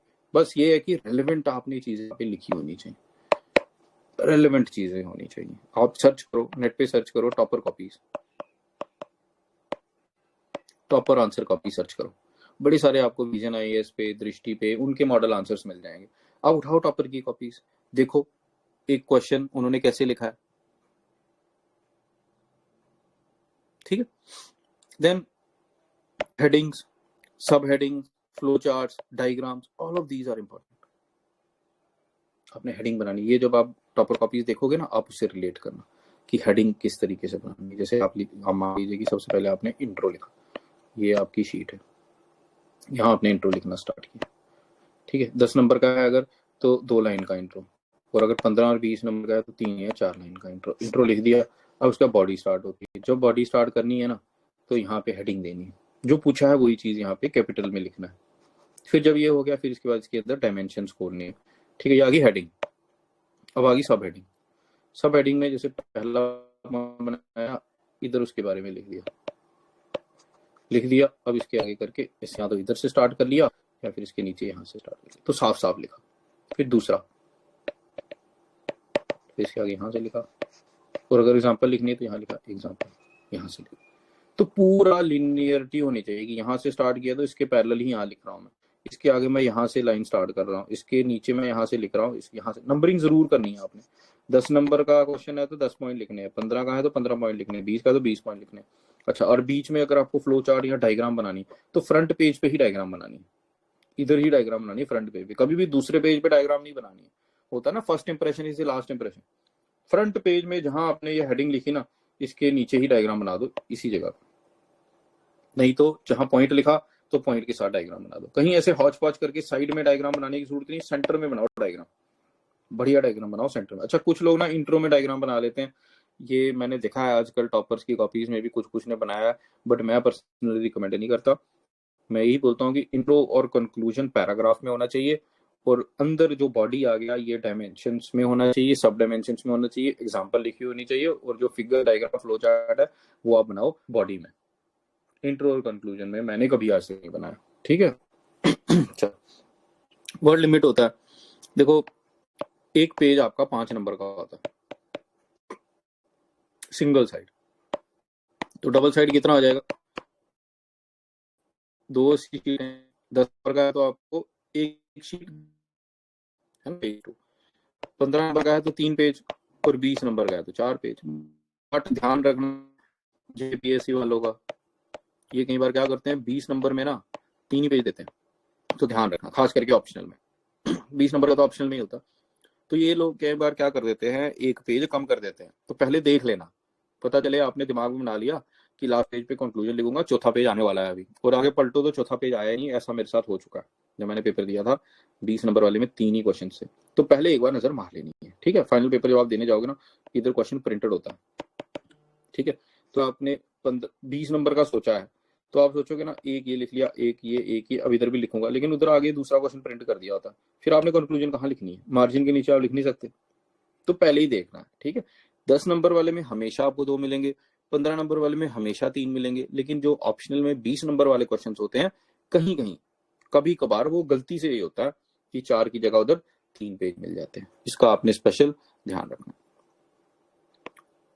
Practice writing with in word limit और टाइम प्रेशर। टाइमली आपने आंसर प्रैक्टिस करना। अगर आप असाइनमेंट भी करते हो ना तो ध्यान रखना है, जो आपका 10 मार्क्स वाला रहता है इसको 7 to 8 मिनट्स लगाने होते हैं, और जो 15 मार्क्स वाला रहता है 250 इसको 11 से 12 मिनट लगाने होते हैं। हालांकि मैंने कभी ये टाइम के साथ नहीं किया है प्रैक्टिस, लेकिन हाँ आप कर सकते हो अगर आप कम कर रहे हो। ठीक, चलिए। डिसिप्लिन की है, value addition in the answer. कुछ कुछ चीजें जो बच्चे पूछते हैं कि सर हमें क्या क्या चीजें हैं इंपॉर्टेंट जो ध्यान रखनी होती हैं, जो पेपर में लिखनी है जिसके मार्क्स मिलते हैं, एग्जामिनर देता है। तो देखो, फैक्ट्स और डेटा बोला जाता है कि ये क्रैम नहीं होते, लेकिन इसके नंबर मिलते हैं। हिस्ट्री का लिख रहे हो, अगर डेट्स लिखोगे तभी मार्क्स मिलेंगे, प्लेसेस लिखोगे तभी मार्क्स मिलेंगे। ठीक है।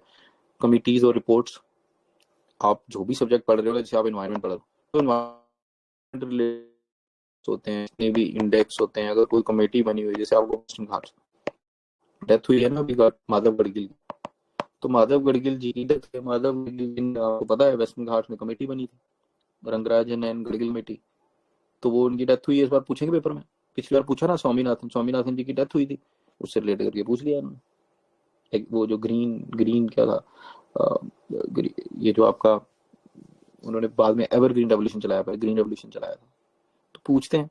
केस स्टडी यानी कि एग्जांपल ज्यादा ये ऑप्शन में पूछी जाती है। सुप्रीम कोर्ट की जजमेंट क्वालिटी में नहीं लिखोगे टाइम कम मिलेगा, बाकी जगह भी होती है, इन्वायरमेंट में होती है जजमेंट, जैसे इन्वायरमेंट रिलेटेड जजमेंट। जेएन के स्पेसिफिक एग्जांपल ज्यादा से ज्यादा, इसके लिए हमने already current affair document share किया हुआ है। प्लस ये जो हमारे चैनल्स प्रज्ञान आईएएस, इनको आप ज्वाइन करो, इसमें हम लोग डेली न्यूज डालते हैं। इसमें हम लोग डेली न्यूज डाल रहे हैं आजकल जेएनके की, और कोई भी नहीं डाल रहा। और वीकली हम लोग एक मैगजीन भी निकाल रहे हैं, किस किस की, जेएनके की भी और एंथ्रोपोलॉजी की भी। तो एंथ्रोपोलॉजी की भी आपको वीकली मैगजीन्स मिल जाएंगी हमारे इन चैनल्स। ठीक है। गवर्नमेंट स्कीम्स बहुत इंपॉर्टेंट है, खास करके जेएनके की स्कीम्स, यहाँ इंडिया गवर्नमेंट ऑफ इंडिया की स्कीम जितनी भी आती है ना, इनको भर भर के आंसर में आपने इस्तेमाल करना। ठीक है, तो ये इंपॉर्टेंट है। एससी की स्ट्रेटजी ऐसे जीएस की तरह नहीं लिखना है, स्ट्रक्चर बहुत इंपॉर्टेंट है, लॉजिकल फ्लो होता है। इसके लिए मैंने आपको बोला कि यूट्यूब पे मैंने ऑलरेडी लास्ट ईयर की एक वीडियो बनाई हुई है, हाउ टू टैकल एसए। अब वो वीडियो जाके देख लेना, मैं नीचे लिंक भी डाल दूंगा। ठीक है। तो ऐसे में आपने वही 125 से 135 मार्क्स जो हैं इनको कैटर करने की कोशिश करनी। Last is your ethics. Ethics किस चीज पे फोकस करता है? Values, attitude, integrity, decision making के आपके टॉपिक्स हैं, इनको करो। मैं आप ऊपर बता ही चुका हूँ। मेन फोकस आपने रखना है केस स्टडीज में, बहुत इंपॉर्टेंट होती है केस स्टडी, इसी से आपका स्कोर बनेगा। ठीक है। एथिक्स में कितना टारगेट करना है? 145 से 150, ये टारगेट करना है। मेरे 145 मार्क्स है, लेकिन इस साल अनु विक्रांत के हाई है। अनु विक्रांत हमारा स्टूडेंट है, ही इज ऑलरेडी सिलेक्टेड, तो इसके 155 की कुछ थे, one of the highest marks in ethics. ठीक है। अनु विक्रांत की कॉपियां भी हमारे पास पड़ी हुई हैं, ही वाज आवर स्टूडेंट, तो इसकी कॉपी भी हमारे पास वो पड़ी होंगी, तो गुड कॉपीज हम देते हैं बच्चों को, तो अनु विक्रांत की कॉपीज भी हम आपको दिखाएंगे। Wonderful writing, wonderful fellow, practical wisdom, administrative maturity, ethical balance, ये ओवरऑल एथिक्स ही है, ये मैं ऊपर डिफाइन कर चुका हूँ। एथिक्स बहुत इंपॉर्टेंट है, केस स्टडीज पे आपका फोकस होना चाहिए। एक बार ऊपर बता दिया, दोबारा इस पे टाइम नहीं जाया करेंगे। आंसर राइटिंग प्रैक्टिस बहुत जरूरी है, सिर्फ पढ़ के काम नहीं चलेगा, लिखना है, ये भी आपको बता चुका हूँ। तो प्रैक्टिस करो, डेली 2-3 आंसर लिखने की कोशिश करो। वीकली सेक्शनल टेस्ट दो, वो तो हमारी टेस्ट सीरीज की, क्योंकि अब आपके पास टाइम नहीं है, तो आपने टेस्ट सीरीज के अकॉर्डिंगली चलना है। फुल टेस्ट भी देने, इसलिए हमने क्या किया इस बार कि सेक्शनल टेस्ट पहले रखे, जैसे जीएस1 का सेक्शनल सिर्फ हिस्ट्री, फिर क्या सिर्फ आपका ज्योग्राफी, फिर क्या सोसाइटी और आर्ट एंड कल्चर, सेक्शनल हो गए, फिर बाद में फुल लेंथ उसी चीज का। तो इससे बेस्ट स्ट्रेटेजी आपको कहीं पे भी नहीं मिलेगी। ठीक। तो कॉमन मिस्टेक्स हैं जो आपने करने हैं, जैसे डिलेइंग मेंस प्रिपरेशन। आप सोच रहे हो यार बाद में करूंगा, जैसे अभी भी कुछ बच्चे ग्रुप में डाल रहे हैं कि आपने बोला 1 फेब से स्टार्ट हो रहा है, तो मैनी स्टूडेंट जो पहली बार ही कर रहे हैं, we don't have mains notes as of now. तो देखो, अब आपका रिजल्ट निकला, आपने अभी तैयारी करना शुरू करनी थोड़ी है। आपकी प्रीलिम कब हुआ? प्रीलिम्स हुए आपके 1.5 महीने हो गया, तब से आप क्या कर रहे थे? पढ़ो ना। अब मैं आपके चक्कर में लेट तो नहीं ना कर सकता। अभी जो मैंने शेड्यूल बनाया है उसमें हमने 22 टेस्ट रखे हैं, तो 22 टेस्टों में हम 1 फेब से शुरू कर रहे हैं, और ये खत्म हो रहा है हमारा जाके अप्रैल में, और अप्रैल में ही हम एंटिसिपेट कर रहे हैं कि आपके लास्ट में एंडिंग में मेंस भी हो जाएंगे। तो I can not delay this any further. हाँ, आप एक काम कर सकते हो, आप नोट्स के लिए हमसे संपर्क कर सकते हो, हम आपको पूरी हेल्प करेंगे। या फिर आप क्या कर सकते हो कि शेड्यूल के अकॉर्डिंगली चलो, जो जो जैसे जैसे शेड्यूल आता जा रहा है तभी उसके नोट्स बनाओ, तभी प्रिपेयर करो और तभी टेस्ट दो, है ना। मतलब ये मत करो कि पूरा मेंस एक साथ सारे जीएस 1 2 3 4 करके फिर देने हैं, आप पहले जीएस वाइज बनाते चलो। यहाँ ये हमने बनाया, आप इसको कस्टमाइज कर सकते हो अपने अकॉर्डिंगली। आप कुछ चाहते हो कि ये टेस्ट आपने बाद में देने हैं, ये पहले देने हैं, आप उसे कर लो। बहुत से बच्चे होंगे जो क्या करेंगे, जो बोलेंगे सर हमने पहले सेक्शनल देने हैं और फुल लेंथ वाले हम एंड में देंगे। अब ऐसे कर लो, लेकिन हम डिले नहीं ना कर सकते। आपको अपनी तैयारी जल्दी खींचनी है, हमें नहीं लेट करनी है, हमें सबको देखना है। ओवर कॉन्फिडेंट नहीं होना है आपने। You don't have to be over confident कि मुझे सब आता है, मैं कर लूंगा, मैंने बड़ी लिखी हुई है, मैंने कोई टेस्ट नहीं देना, मैंने सीधे जाके पेपर पे बैठना है। मैंने बड़े महारथी ऐसे देखे हुए, बहुत महारथी देते हैं देखे हैं मैंने आज, जो बोलते हैं हमने हमारी तो सिलेक्शन होनी ही होनी है इस बार, हमने इतना पढ़ लिया है, अब इससे ज्यादा हम पढ़ ही नहीं सकते, मेरी नहीं हुई तो किसी की होगी ही नहीं। ऐसा कुछ नहीं होता भाई, इट्स ऑल लक। मैं मानता हूँ कि आप सब कुछ भी करके आओगे ना, फिर भी लक फैक्टर आ जाता है बीच में कहीं पे, तो आपको लक को भी सेटिस्फाई करना है, तो ओवर कॉन्फिडेंट कभी नहीं होना। कोई पता नहीं एंड में जाके कहाँ आधे नंबर से बाहर हो जाना है। ठीक है, हमारी स्टूडेंट थी rank 35 last time, same marks, rank 34 के भी सेम मार्क्स, रैंक 36 के भी सेम मार्क्स, तो ओपन की जनरल की सीटें 34 थी, फिर एक आ गया फिजिकली हैंडीकैप, तो वो उसको यहाँ पे मिल गया, ये बाहर होगी बेचारी, अभी पर इंटरव्यू दे रहे हैं।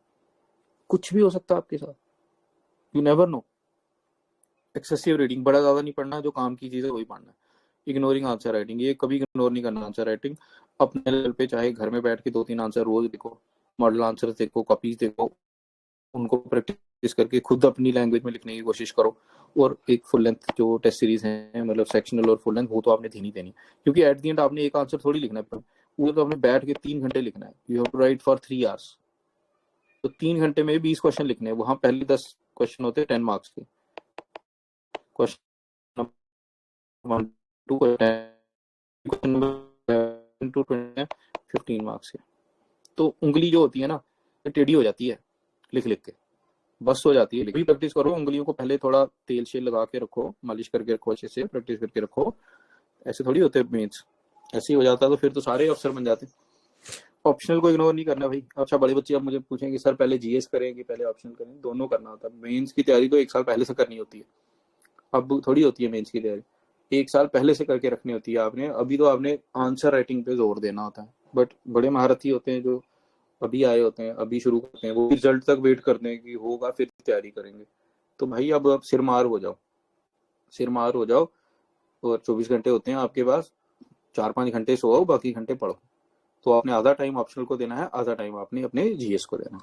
ठीक है, रिवीजन इज द की। जैसे मैंने बोला ना कि ये बैग्स बनाने हैं आपने, और इन बैग्स को बना के इनमें जिनमें नोट्स डालने के लिए मैंने आपसे कहा था, ये वाले 1 2 3 4, तो इनमें जब आप नोट्स डालेंगे ये वाले में, तो इनको रिवाइज भी करना है। ठीक है, रोज सुबह उठ के रिवाइज करना है, रोज सुबह उठ के आपने इनको रिवाइज करना है। रात को सोते वक्त भी पढ़ना है, सुबह उठ के भी रिवाइज करना है। Revision is the key. वो आप देख लो कि क्लॉकवाइज एंटी क्लॉकवाइज में आप डेली डिसाइड कर लो डे कि इस दिन मैंने सुबह ये रिवाइज करना है, इस दिन मैंने ये करना है, इस दिन ये करना है, लेकिन रिवीजन तो आपको करनी ही करनी है। ठीक है, फिर लास्ट आ जाता है स्मार्ट स्टडी अप्रोच। तो डेली रूटीन बनाओ अपना भाई आज से। रूटीन के लिए बहुत से बच्चे पूछते हैं सर कैसे करें। मैं पर्सनली बोलता हूँ कि आप अपने टाइमिंग को ना आधा डिवाइड करो।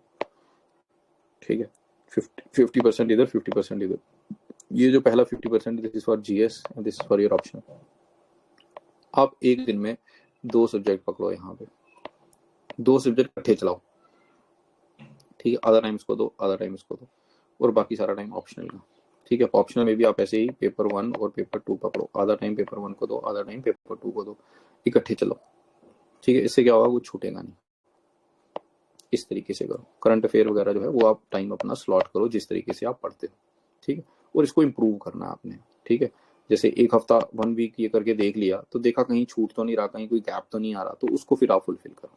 ठीक है, बट डेली रूटीन आपका बना हुआ आना चाहिए, और किसी भी हालत में ये डेली रूटीन खत्म नहीं होना चाहिए। ये ओनियन रिंग स्ट्रेटेजी होती है, इसमें पहले एक रिवीजन की, फिर दूसरी की, फिर तीसरी, फिर चौथी, तो ऐसे रिंग्स आपके बनते जाने चाहिए जब तक आपकी तैयारी नहीं होगी। ठीक है, जीएस और ऑप्शनल का बैलेंस ये मैंने आपको बता दिया। वीकली रिवीजन, तो रिवीजन आप चाहे डेली करो चाहे वीकली करो, ये आपके ऊपर डिपेंड करता है। रेगुलर टेस्टिंग, टेस्टिंग मतलब कि आप जो आंसर लिख रहे हो इसको कोई इवेल्युएट करना चाहिए, इसको कोई इवेल्युएट करने वाला होना चाहिए। कई लोग बोलते हैं चलो हम ग्रुप बनाते हैं, परसों से मैं देख रहा हूँ बहुत लोग मैसेज करते हैं let us create a group, group study कुछ नहीं होती है। ये फालतू में अपना भी दिमाग खराब होता है, दूसरों का भी दिमाग खराब होता है। कई लोग अनसीरियस लोग होते हैं जो ग्रुप स्टडी के नाम पे अपना भी टाइम वेस्ट करते हैं और दूसरों का भी टाइम वेस्ट करते हैं। मैं आज तक कभी ग्रुप स्टडी नहीं की है मैंने, ठीक है। तो ग्रुप स्टडी होती ही नहीं है, कैसे करोगे ग्रुप स्टडी? ग्रुप स्टडी में जो आपने गप्पे लगाने में 10 मिनट टाइम वेस्ट करना है, वो 10 मिनट में आप कुछ पढ़ सकते हो, आंसर लिख सकते हो। हाँ, गाइडेंस के लिए होता है, गाइडेंस के लिए आपको ऐसा बंदा पहले तो पकड़ना है एज अ रोल मॉडल जो हो, उससे गाइडेंस लेनी है। इसको खुद कुछ नहीं आता, उससे आप क्या गाइडेंस लोगे? तो बंदा ऐसे पकड़ो जो रोल मॉडल हो, जो आपको ढंग से बता सके। अगर आपकी फैमिली में कोई है, अगर आपका बड़ा भाई है या आसपास कोई ऐसा बच्चा है जो तैयारी पहले का कर रहा है, खुद आपको पता चल जाएगा बंदे की पर्सनैलिटी देख के हाँ ये गाइड करने वाला है, ये कर सकता है कि नहीं कर सकता, प्लस उसका टाइम भी। तो वैसे एक बंदे को पकड़ लो, उसको पूछो 10 बजे ग्रुप स्टडी के नाम पे करना, आधे घंटे बैठ चले जाना चाय पीने, इधर से उठना उधर से उठना ना। मैं जब तैयारी करता था इवन माई 5 मिनट्स, मैं सच बताता हूँ आपको, जितनी देर मैं तैयारी कर रहा था, जब मैं कहीं जाता था रास्ते में अगर कोई मुझे अपना मतलब बड़ा खास बंदा दोस्त भी दिख जाता ना, मैं नीचे से मुंडी करके निकल के आ जाता था। वो उसने बुला लिया, आवाज मार ली तो रुकना, नहीं तो सीधे चले जाना। क्योंकि एक बार आप खड़े हो गए गप्पे मारने, आपका टाइम टूटता है। फिर ये जो आपने अपनी ये प्रैक्टिस के लिए टाइम वक्त रखा हुआ, ये कहां से करोगे? तो जब तक आपको 1 मिनट की वैल्यू का नहीं पता चलेगा तब तक आप कुछ नहीं कर सकते। एक एक मिनट की वैल्यू, एक एक मिनट इंपॉर्टेंट है आपके लिए,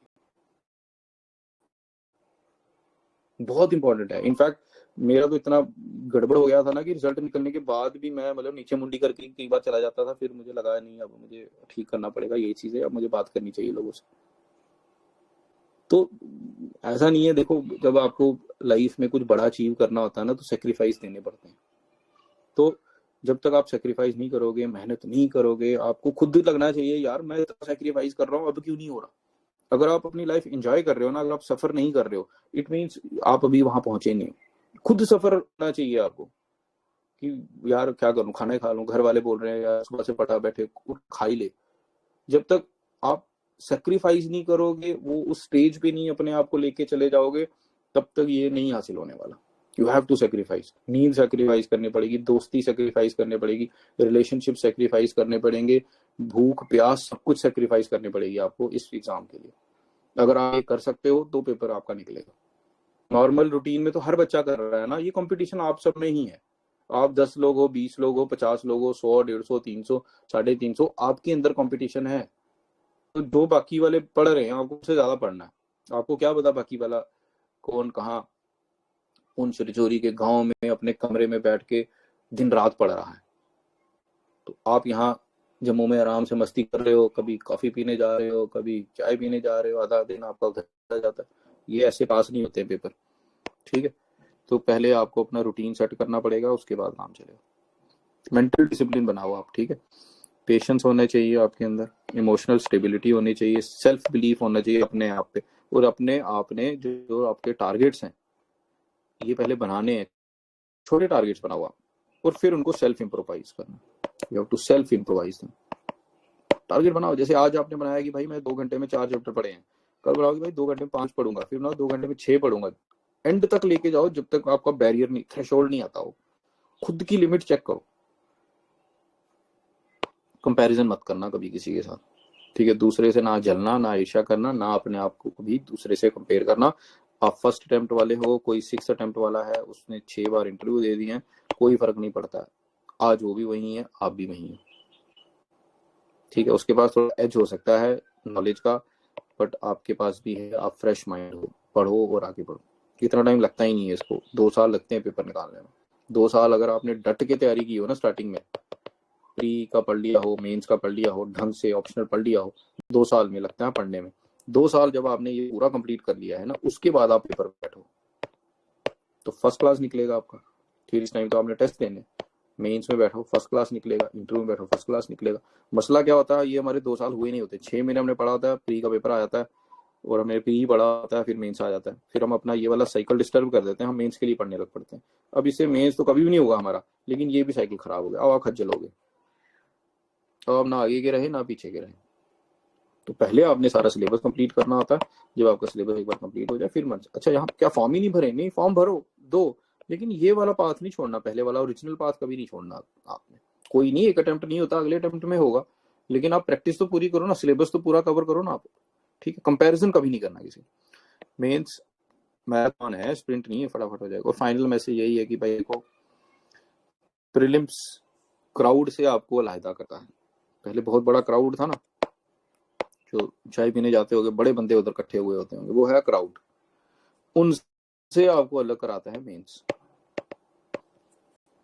ठीक है, और दूसरा जो आपका मेंस है, ये सिलेक्ट कराता है ऑफिसर। अब अगर आप सेक्रीफाइस करोगे तो फिर अफसर बनोगे, सीधी बात है। ठीक है, तो ये सारी चीजें आप किस पे डिपेंड करेंगे, आपके डिसिप्लिन में। आज से ही आपने, जैसे फौजियों वाला डिसिप्लिन होता है ना, वो वाला डिसिप्लिन आपके अंदर आना चाहिए। स्ट्रक्चर होना चाहिए, हर चीज का स्ट्रक्चर, पढ़ाई का स्ट्रक्चर, जो भी चीज पढ़ो प्रैक्टिकल वे में पढ़ो, राइटिंग की प्रैक्टिस करो। अच्छा, अगर आपने कभी आंसर लिखा ही नहीं, कोई बात नहीं भाई, मैंने खुद नहीं लिखा था कभी आंसर, तो फिर दूसरा का देख लो, खोलो सर्च करो, topper copies, topper answers, how do toppers right their answers, search करो। आजकल सब कुछ है, थंब जनरेशन है आपकी, यूट्यूब पे सब मिलता है, गूगल पे सब मिलता है, चैट जीपीटी पे सब मिलता है। देखो, दूसरे का देखो, फिर करो, कॉपी कर लो। चाइना कॉपी करके कहाँ पहुंच गया, आप कॉपी करके पेपर नहीं पास कर सकते। कंसिस्टेंसी, जो एक बार करना है ना, फिर डेली करना, छोड़ना नहीं। तो स्मार्टली प्रिपेयर करो, जितना जल्दी प्रिपेयर करोगे इतनी जल्दी आपका पेपर निकलेगा। ठीक है, ये आपको मैंने बता दिया। अब मैं आपके क्वेश्चंस ले लूंगा। चलो, anthropology optional strategy for revision as mains is in prelims, how to balance GS. यार जब मैं इंटरव्यू वाला सेशन लेता हूँ ना, आप मुझे मेंस के सवाल पूछ लेते हो जीएस के, अब मैं मेंस जीएस का लेता हूँ, मुझे एंथ्रो वाले ले, तो मुझे लगता है मुझे एंथ्रो पे भी एक सेशन लेना पड़ेगा। तो कोई बात नहीं, मैं एंथ्रो पे भी एक सेशन अलग से ले लूंगा। ठीक है, यहाँ वो सारे बच्चे एंथ्रोपोलॉजी वाले नहीं ना होते, तो but don't worry, we will do this. ठीक है, हम ये कर लेंगे, अलग से कर लेंगे, आज कल में ही कर लेंगे, छुट्टी है मुझे 2 दिन। फ्रॉम विच मंथ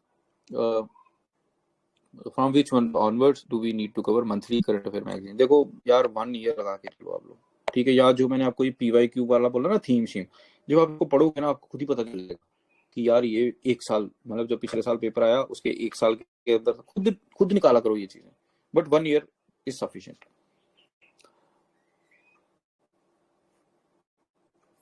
फिर किसी ने बोला sir my this is my first science, Nadeem का सवाल। My preparation so far has been largely pre-oriented, and at present I do not have much clarity regarding mains preparation. So basically, you lie on stage third. I wanted to ask whether it is realistically possible to cover a focused main syllabus along with developing proper answer writing structure within the available time.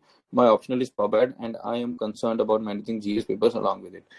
देखो भाई, मैंने बोला ये आप पे depend करेगा। अगर तो सिर पैर होके लग जाओगे, सारा कुछ कवर करोगे, तो yes you can do it, but मजे मजे में बोलोगे तो नहीं कर पाओगे। अब बोलो मैं आराम से लगा रहता हूँ, नहीं होगा, क्योंकि बहुत कुछ है। ठीक है, जिस चीज को 2 साल लगते हैं करने में, वो आप 2 महीने में कैसे कर सकते हो। लेकिन यही है कि प्रैक्टिकल वे में थोड़ा चलो, है ना, आपको स्ट्रेटजी थोड़ी सी बाकी उसे चेंज करनी पड़ेगी। जो चीज बार बार रिवाइज, जो चीज बार बार पेपर में आ रहे हैं उन पढ़ो, तो आप स्टेप बाय स्टेप अपनी प्रिपरेशन बनाओ। जो सबसे मोस्ट इंपॉर्टेंट थिंग्स हैं इनको पहले पढ़ो, जो थोड़े सेकेंडरी है इनको बाद में पढ़ो। यही कर सकते हो आप, और क्या कर सकते हो। It would be grateful if you could guide me on this and let me know whether your institute offers any mains crash course or structured guidance। हाँ, वो मैंने आपको स्टार्टिंग में आज बता दिया कि वो हम लोग कर रहे हैं, उसमें मेंटरशिप भी आपको मिलेगा और गाइडेंस वगैरह सारा मिलेगा। ठीक है, आप वो नीचे ये नंबर होगा ना इंस्टीट्यूट का, इधर आप इधर कॉन्टैक्ट करना, तो ये आपको बता देंगे। ठीक है, 1 फरवरी के राउंड से हम ये स्टार्ट कर रहे हैं सारा कुछ। सर टाइमिंग बता दो, ये तो JMK specific current affairs for last 1 year till March and list कर दें। ऑलरेडी शेयर किया ना मैंने। देखो, इंटरव्यू वाले बच्चों के लिए क्या, देखो प्रज्ञान IAS में हम लोग वीकली करंट अफेयर मैगजीन ला रहे हैं, किसकी, JNK की और एंथ्रोपोलॉजी की। ये जो एंथ्रो वाला, ये सोशियो वाले बच्चे भी इसको पढ़ सकते हैं, और जो JK वाला, ये तो आप सबके काम आ गया, मेंस वाले के भी काम आएगा, प्री वाले के भी काम आएगा, इंटरव्यू वाले के भी काम आएगा। वो मैं इसी वाले मेंस वाले टेलीग्राम चैनल में वो फोल्डर वो डाल दिया। अभी तक क्या किया कि जब से वो शुरू हुई है ना, उस पूरे को हमने कंपाइल कर लिया हुआ है। तो पूरे को कंपाइल करके वो 100 पेज का है, तो हमने सारा का सारा कंपाइल करके डाल दिया। मतलब कि आपको वीकली मैगजीन अब ढूंढने की जरूरत नहीं है, जितनी थी हमने सबको इकट्ठा करके आपको दे दिया हुआ। अब उसको पढ़ना शुरू कर दो। और दूसरा, जीएस वाइज पढ़ो। जैसे सूफिज्म पे रिलेटेड आ रहा है, टेम्पल आर्किटेक्चर पे आ रहा है, ज्योग्राफी पे आ रहा है, तो वो तो जीएस स्पेसिफिक हो जाएगा। जो जैसे ज्योग्राफी है तो geography with respect to J&K, art and culture है तो art and culture with respect to J&K। उसके लिए आपको स्टैटिक पढ़ना पड़ेगा। Will you brief about mains today? हाँ, कर दिया हमने ना। इंटरव्यू में कंप्यूटर इंटरव्यू वाला हमने कर दिया। Sir anybody please share the mains question paper 2024 which was held in 25। देखो आरुषि, ये जो ग्रुप है ना मेंस 2025, इसमें आपको सब कुछ मिलेगा। इसकी फाइल सेक्शन में जो भी नया बच्चा ज्वाइन करता है या अब कर रहा है, जिसको नहीं पता है, आप सवाल पूछने से पहले क्या किया करो, इस ग्रुप के फाइल सेक्शन में चले जाया करो और उधर थोड़ा सा टाइप किया करो। आपको सब कुछ यहीं मिलेगा। इस चैनल को बनाए हुए हमें 2 साल हो गया, तो पिछले 2 साल के प्रीलिम्स के पेपर, मेंस के पेपर, स्ट्रेटजी सब यहीं मिल जाएगा आपको। ठीक है, इनफैक्ट पिछले साल के आपको हमारे जीएस के वो मिल जाएंगे, PYQ कंपाइलेशन, वो ऑलरेडी इसमें हमने शेयर किए हुए हैं। अब इस साल वाले तो मैं इसलिए रुक रहा हूँ कि अभी हम उसको अपडेट हमने कर दिया है। अब मैं बस उसको क्रॉस चेक कर रहा हूँ कहीं आगे पीछे तो नहीं हो गया। ठीक है, ड्रेस फॉर इट। नेक्स्ट क्या है, क्या है? From which month onwards we need to cover monthly current affair magazine? साल मैंने बोला आपको। Sir it is my first attempt, can I change now to another optional before filling the mains application? Yes you can do this. ठीक है, देखो आपका जो optional है वो अभी जब मेंस का फॉर्म ओपन होगा ना, तो उसमें ही वो आपको ऑप्शनल पूछेंगे। तो आप जो भी ऑप्शनल अभी लिखोगे वही हो गया। अब पढ़ना आपको खुद है, जो पढ़ लिया, जिसकी तैयारी कर ली, उधर डाल दो। Sir, please share some insights on strategy regarding GS for specially approach case studies and brainstorming of the same and essay paper brainstorming। देखो आशीष, अगर आप YouTube चैनल पे चले जाओगे ना मेरे, वहां मैंने पिछले साल हाउ टू टैकल एसेज इस पे वीडियो बनाया हुआ है, आप उसको देखो। और how to tackle case studies, ये मैंने पूरा उस पर बना के डाली हुई है वीडियो। अगर आप चाहते हो मैं लिंक इधर शेयर कर दूंगा। ठीक है, ये मैंने ऑलरेडी बना के डाली हुई है वीडियो।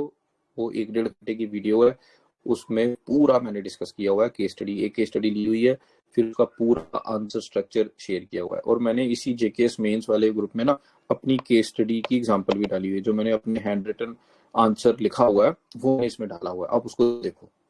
ठीक है, how to start writing without having read content for GS? No, this cannot be done.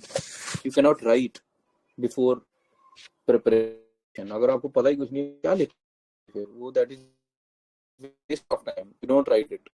First you get to know about these things. Sir, how to whole paper before time? Need some tips to improve it.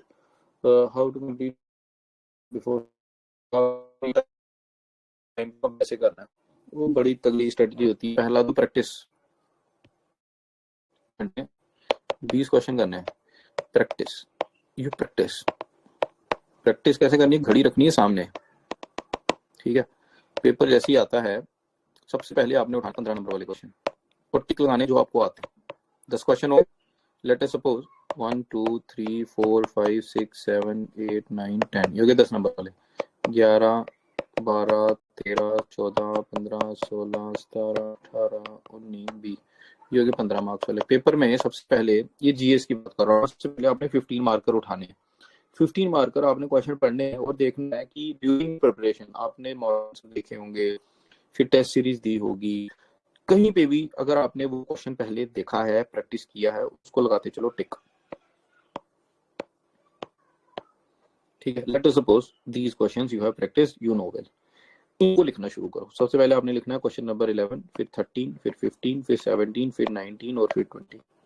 फिर आओ question number 10 number वाले में। इनमें देखो जो question से भी निकलेंगे आपके क्वेश्चन यहाँ आए, फिर लिखो इनको। जब ये एक्सरसाइज आपने एक बार कर ली, अब इससे हुआ क्या, जो क्वेश्चन आपको बेस्ट आते हैं ये आपने लिख दिए और इंटरमीडिएट जाके लिखा, बीच बीच में जाके लिखा। यानी क्वेश्चन नंबर 20 आपने पहले लिख लिया, एग्जाम में जब आपकी कॉपी चेक कर रहा होगा उसको यही लगेगा कि बच्चा पहले तो सुंदर सुंदर लिख रहा है, अब टाइम खत्म हो गया तो एंड में आके जल्दी जल्दी गंद डाल रहा है। ऐसा नहीं हो पाएगा, आपका वो मेंटेलिटी चेक ही नहीं कर पाएगा कि इसने लिखा कैसे। दूसरा, जो आपको आता था अच्छा वो आपने लिख दिया। अब आगे बढ़ो, अब स्टेज 2 पे चलो। अब ये देखो जो क्वेश्चन अब नेक्स्ट स्टेज में जो आपको आते हैं थोड़े बहुत, मतलब जिनको आप अटेम्प्ट कर सकते हो, तो अगेन पहले 50 मार्क्स सर, फिर सडनली 10 मार्क्स, ऐसे करते जाओ। इससे होगा क्या कि जो क्वेश्चंस आपको यू हैव द नॉलेज, वो आप नहीं छोड़ोगे। और जब आपने ये कर लिया, जो चीज आपको आती हो ना वो जल्दी जल्दी लिखते हो, क्योंकि उसमें सोचना नहीं है। अगर आपने पहले क्वेश्चन उठा लिया ऐसा, क्वेश्चन नंबर 1, वो ना पता है ना पढ़ा है, पेपर में ही जाके सोचना है, उसमें आपका टाइम जाया हो जाएगा। तो ऐसा नहीं करना है, ये स्ट्रेटजी करो और प्रैक्टिस करो, ये सही हो जाता है, ये मैं करवाऊंगा आपको। चल, प्री में ऐसा कुछ नहीं होता भाई। प्री के फॉर्म जो फिल होते हैं ना, तब ऑप्शनल वो पूछता नहीं है, यूपीएससी में पूछता है, इधर नहीं पूछा जाता। प्री में सब्जेक्ट चूज नहीं करना होता। अगला क्वेश्चन क्या है? सर आपने बोला टेस्ट फर्स्ट से हो रहा है, इसका जवाब मैं आपको दे चुका हूँ। We can not wait dear, बहुत से बच्चे हैं और 22 टेस्ट हम लोग ले रहे हैं। तो आप ऐसा कर सकते हो कि आप पढ़ोगे, पहले टेस्ट ना ऐसे के रखे होंगे 2, first 2 test we have kept off ऐसे। तो वो जैसे आप नए हो तो आप ऐसे वाले मत दो, आप स्टार्ट करना टेस्ट नंबर 3 से, ठीक है। तो ये जो ऐसे हैं ये आप लास्ट में दे देना, एंड में जाके बीच में आप कहीं दे देना ऐसे वाले, ठीक है। तो आप टेस्ट 3 से स्टार्ट करो, तो आपके पास टाइम हो जाएगा, अभी आपके पास 1.5-2 हफ्ता हो जाएगा। तो टेस्ट 3 का जो सिलेबस है पहले वो पढ़ो, फर्स्ट सेक्शन का, फिर सेकंड का, फिर थर्ड का, ये पढ़ लो, फिर इनको दो। मतलब ये आप मेरे से मिलोगे, मैं आपको समझा सकता हूँ। Expected mains is in April. Should we give priority to some area, example art and other economics in comparison with others, and avoid same areas like society? No, you cannot avoid anything dear. ये है ना आपके पास, ये देखो, everything should be based on data। ये data है आपके सामने। तो जहां तक आता है भाई, सोसाइटी क्यों छोड़नी है आपने? सोसाइटी तो आपको बेड़ा पार कराएगी, आसान है, नंबर दे रही है आपको, देखो कितने नंबर की आई है GS1 में, 15 से 10 25, ठीक है। ये 15 और ये 15 लगाओगे 30, ये 10 और ये 10 लगाओगे 20, 30 और 20 हो गए 50 नंबर। 50 नंबर की सोसाइटी आ रही है, आप मुझे बोल रहे हो मैं छोड़ दूं? बाहर होना तो छोड़ दो। ये इसलिए डेटा आया ना, ये गुरु आपको हेल्प करेगा। अगर मेरा प्री नहीं हुआ 2-3 मार्क्स से, बट उम्मीद थी मेंस देने की इस बार, प्री के बाद से तैयारी कर रहा था मेंस की, वेरी वेल। आप बेसिकली इस साइकिल को कंप्लीट करो, यही तो मैं सबको समझा रहा हूँ। 2 इयर्स का टाइम लगेगा, प्री, मेंस और इंटरव्यू। इसकी तैयारी कर ली, इसकी तैयारी कर ली, इसकी करने की जरूरत नहीं है। इन प्री में आपको देखो, और ऑप्शनल बेसिकली अगर आपका आप पढ़े थे अभी, ठीक है, आपने प्री दे दिया साथ साथ, आप एक्सपेक्ट कर रहे थे कि मेंस हो जाए, आपने इसकी तैयारी कर ली, लेकिन मेंस कोई बात नहीं, आप ये पूरा खत्म करो। आप 2 साल लगाओ अपना प्री, मेंस और ऑप्शनल खत्म करने में। मेन अटेम्प्ट आपका तभी काउंट होगा। अभी इन बिटवीन अगर आपको अटेम्प्ट दे रहे हो, दैट वो आपका अटेम्प्ट नहीं है। पीएससी में होगा अटेम्प्ट, लेकिन मैं नहीं मानता उसको अटेम्प्ट। अगर आपने पूरा सिलेबस अपना कंप्लीट नहीं किया हुआ है तो मैं उसे अटेम्प्ट नहीं मानता। मैं उसको अटेम्प्ट आपका तभी मानूंगा जब आपने ये पूरा सब्जेक्ट कंप्लीट कर लिया, जब आपने जीएस के 14 सब्जेक्ट सारे पढ़ लिए हुए हैं इंक्लूडिंग मेंस, और ऑप्शनल सारा पढ़ लिया हुआ, मैं उसके बाद मानूंगा पहला अटेम्प्ट, वो भी जब प्री की टेस्ट सीरीज देके प्री दिया है और मेंस की टेस्ट सीरीज देके दिया। इसको कंप्लीट करो, कोई बात नहीं, इस अटेम्प्ट को जाने दो। आप जैसे मेंस की तैयारी कर रहे हो वो करते हैं। मैं सेशन लेके आने वाला हूँ, वो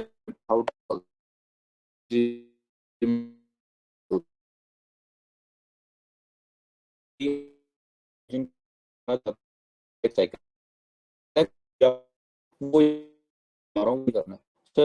मैंने जीएस एंथ्रो सीरीज का शेड्यूल के अकॉर्डिंग प्रिपेयर, तो ठीक है, लेकिन जब एक बार आपने ये पढ़ लिया ना, तो नेक्स्ट जो आपकी रिवीजन होती है, नेक्स्ट साइकिल जो रिवीजन की होती है, वो हमेशा टेस्ट सीरीज के अकॉर्डिंगली ही होनी चाहिए, क्योंकि टारगेट बेस्ड प्रिपरेशन हो जाती है।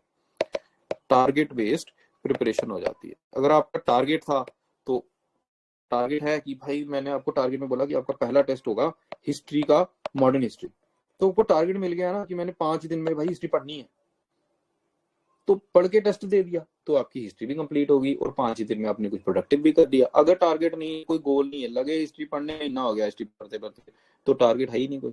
तो हमेशा चाहे प्रीलिम्स हो चाहे मेंस हो, आपने टेस्ट सीरीज, कोई एक ढंग की टेस्ट सीरीज पकड़नी, इसका शेड्यूल पकड़ना है। और फिर उसके, हाँ हो सकता है कि उसने 5 दिन दिए हैं, आपको 5 दिन नहीं, आपको 7 दिन हैं, कोई बात नहीं, वो एडजस्ट करो, वो हो जाएगा। बेसिकली आप रेस लगा रहे हो, स्टार्टिंग में आप इतने एफिशिएंट नहीं हो तो हार रहे हो, लेकिन रुक नहीं रहे हो, चलते जा रहे हो चलते जा रहे हो। एक तो ऐसा आएगा ना जब आप टाइम पे रेस कंप्लीट करोगे, वो चीज होती है। Sir is there any course that include test series and evaluation and not whole GS syllabus?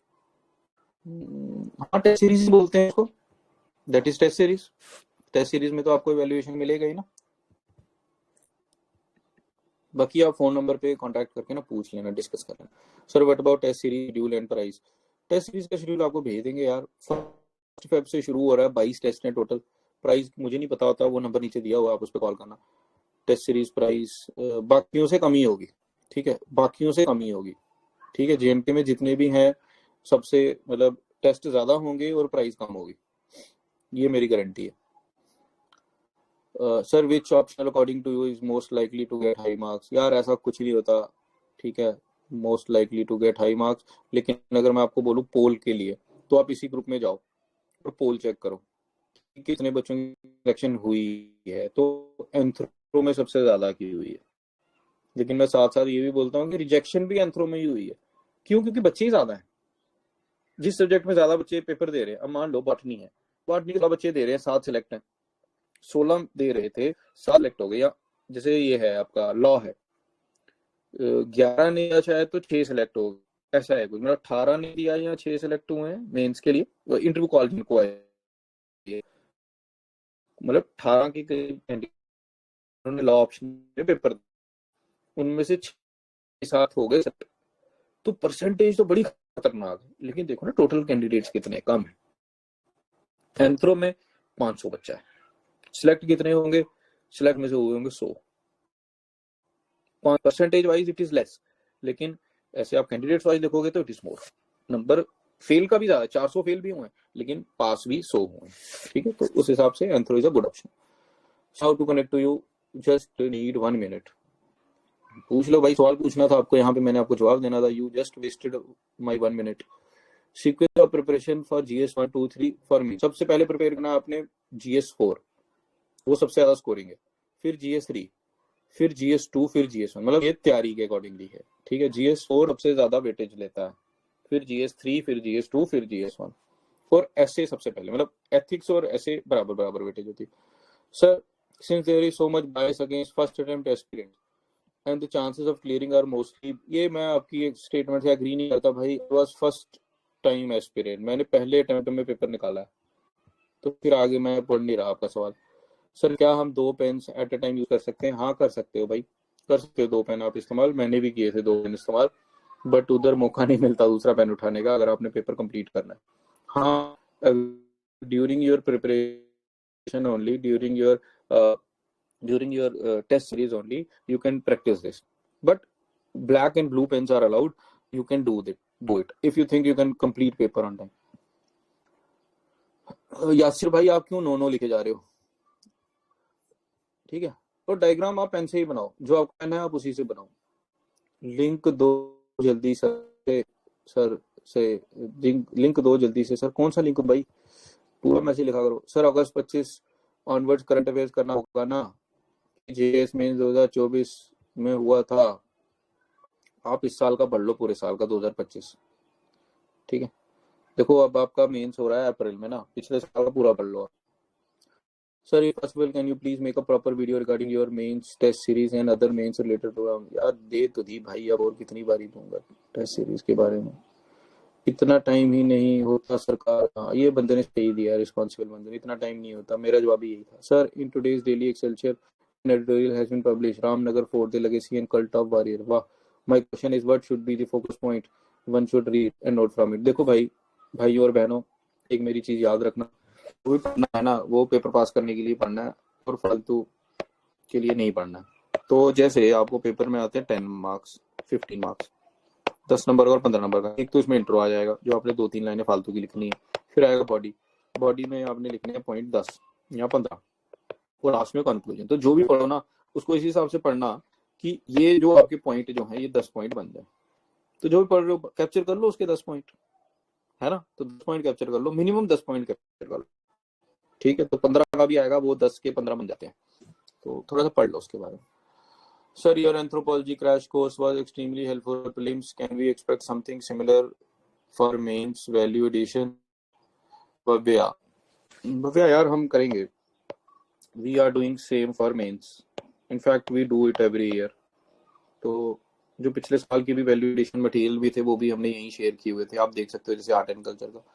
We will do this.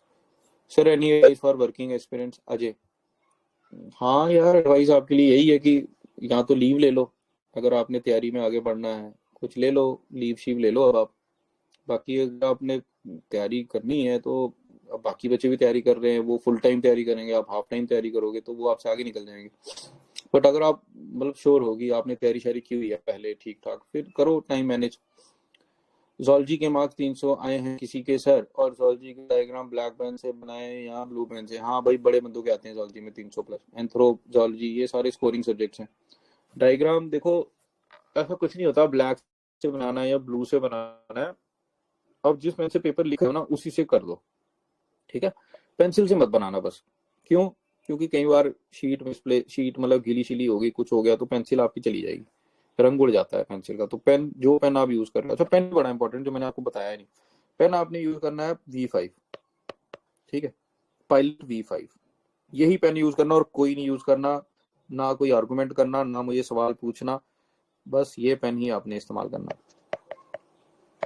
One and only pen, pilot V5, ना इसके अलावा कोई, ना कुछ और। तो इसके दो, आप इसका क्या कर लो, पूरा पेन का ना बंडल खरीद लो, ठीक है। और डेली जब आपने पेपर देने जाना है कम से कम 3-4 पेन साथ लेके जाया करो इसके, ठीक है। 3-4 पेन आपने साथ ले जाने हैं ब्लू कलर के। बैग चाहो तो एक खरीद लो अंडरलाइनिंग के लिए, बट जरूरत पड़ती नहीं है इसकी अंडरलाइनिंग की, टाइम नहीं होता है इतना। तो ये 3 पेन साथ ले गए, क्योंकि कभी कभार लीक भी हो जाता है, तो एक पेन चला गया, 1-1.5 पेन आपका खत्म हो जाता है पेपर लिखते लिखते, ठीक है। तो ये पेन बेस्ट पेन है, फ्लुएंसी ठीक होती है पेपर में, यही सारे यूज करते हैं। Please add interview video chat on YouTube, Kashyap, हाँ डाल देंगे भाई। कॉज मैनी फ्रेंड्स सेड मी कि प्रीलिम्स के फॉर्म में ऑप्शनल का फिल किया जाता है, आई डोंट रिमेंबर कि फिल, नहीं नहीं, यूपीएससी ने किया है यार चेंज, इधर नहीं है, केएस में नहीं है। Next prelims and main strategy, next prelims and mains के लिए स्ट्रेटजी, देखो मेंस के लिए तो यही स्ट्रेटजी रखनी है जो मैंने आपको बताया, ठीक है। और प्रीलिम्स के लिए मैं ले आऊंगा थोड़े दिन में आपके लिए एक और वीडियो, जिसमें प्रीलिम्स को कैसे कैटर करना है वो सारा ले आऊंगा। थैंक यू सर, प्री नहीं होने का दुख छोड़ के फिर मैं आपकी जीएस एंथ्रो टेस्ट शेड्यूल के अकॉर्डिंगली पढ़ने लगा सेकंड अटेम्प्ट के लिए। हाँ, आप तैयारी करो ठीक ठाक अपनी, ठीक है। स्टार्टिंग में टाइम लगता है, बेस बनाना जरूरी है। अगर आप अपनी लाइन क्रॉस करोगे, line cross in the sense की अभी आपने सारे सब्जेक्ट कंप्लीट ही नहीं किए, देखो दूसरे का मुंह लाल हो तो अपना तमाचे मार के नहीं किया जाता, तो it takes at least 2 years to complete all these things. 14 subject हैं आपके जीएस के प्लस ऑप्शनल। एक बार जब ये खत्म हो जाए ना, ये एंड हो जाए जब, तब आप सही महीने में तैयार होते हो प्रीलिम्स के लिए। फिर इसकी टेस्ट मॉक लगाओ तो आप 100% निकालोगे, अगर आपने ये पूरा शेड्यूल एक बार खत्म किया है। फिर इसके बाद मेंस में आओ, टेस्ट लगाओ, मॉक लगाओ, आप पक्का निकालोगे और इंटरव्यू भी निकालोगे। हाँ, अगर अब आपकी किस्मत खराब थी, आपने इधर से जंप मारा इधर, तो इधर उड़ गए, अब आपका टाइम रह गया थोड़ा, अच्छे आगे आपने ये कंटिन्यू किया नहीं, अब आगे मेंस में, अब बीच की विंडो इतनी सी है, उसमें आप बोलो कि मैं इतना सिलेबस कंप्लीट करके पेपर निकालूंगा, यहाँ गड़बड़ हो जाता है। ये कभी नहीं छोड़ना, पेपर दो लेकिन इसको नहीं छोड़ना आपने। एक बार ये खत्म कर लो, फिर उसके बाद आओ ना, फिर उसके बाद आओ मैदान में, ओके। जेएंड के रिलेटेड टॉपिक कहाँ से कवर करने हैं? विनोद, विनोद जी, जेएंड के स्पेसिफिक टॉपिक आपने कवर करने हैं नेट से। आप नेट पे सर्च करो जो पीवाईक्यू क्वेश्चन आए हैं, नहीं तो कुछ किताबें आती हैं वो पढ़ लो।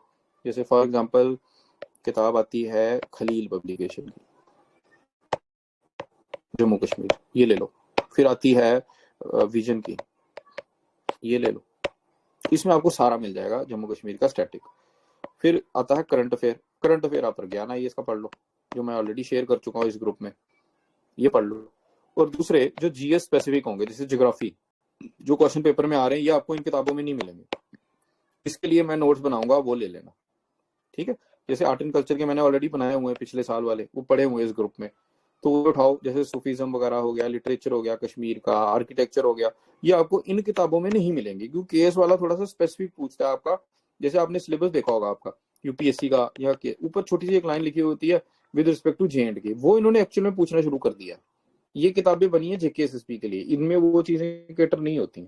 तो आपने देखना है कि कहाँ से क्वेश्चन पूछ रहा है, और उसको थोड़ा सा नेट से सर्च करके जो भी सोर्स मिले वहां से उठा के उसको पढ़ना, ठीक है। Take a session for anthropology, हाँ ले लेंगे, एंथ्रोपोलॉजी का भी ले लूंगा यार, ले लूंगा। सर अगर PYQs एनालाइज करके एक्स्ट्रा प्रैक्टिस करें तो चांसेस बेटर हो सकते हैं। हाँ, PYQ एनालिसिस करके एक्स्ट्रा प्रैक्टिस करो, ये यही तो मेन स्ट्रेटजी होती है ना, बड़ा इंपॉर्टेंट है, ये करो इसको, ठीक है। हमने इसीलिए PYQ की ना सीरीज बनाई है यूट्यूब पे, अब उसको ज्वाइन कर लो।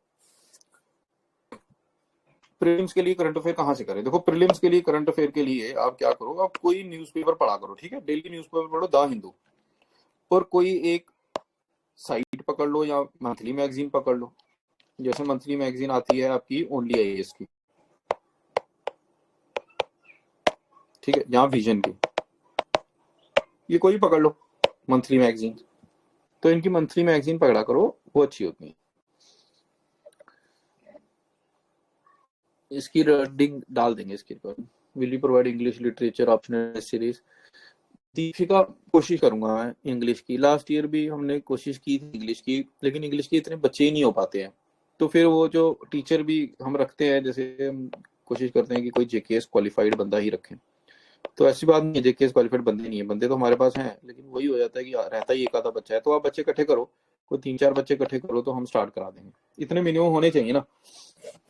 सर 1 फेब को किसका टेस्ट होगा? 1 फेब को होगा आपका ऐसे का,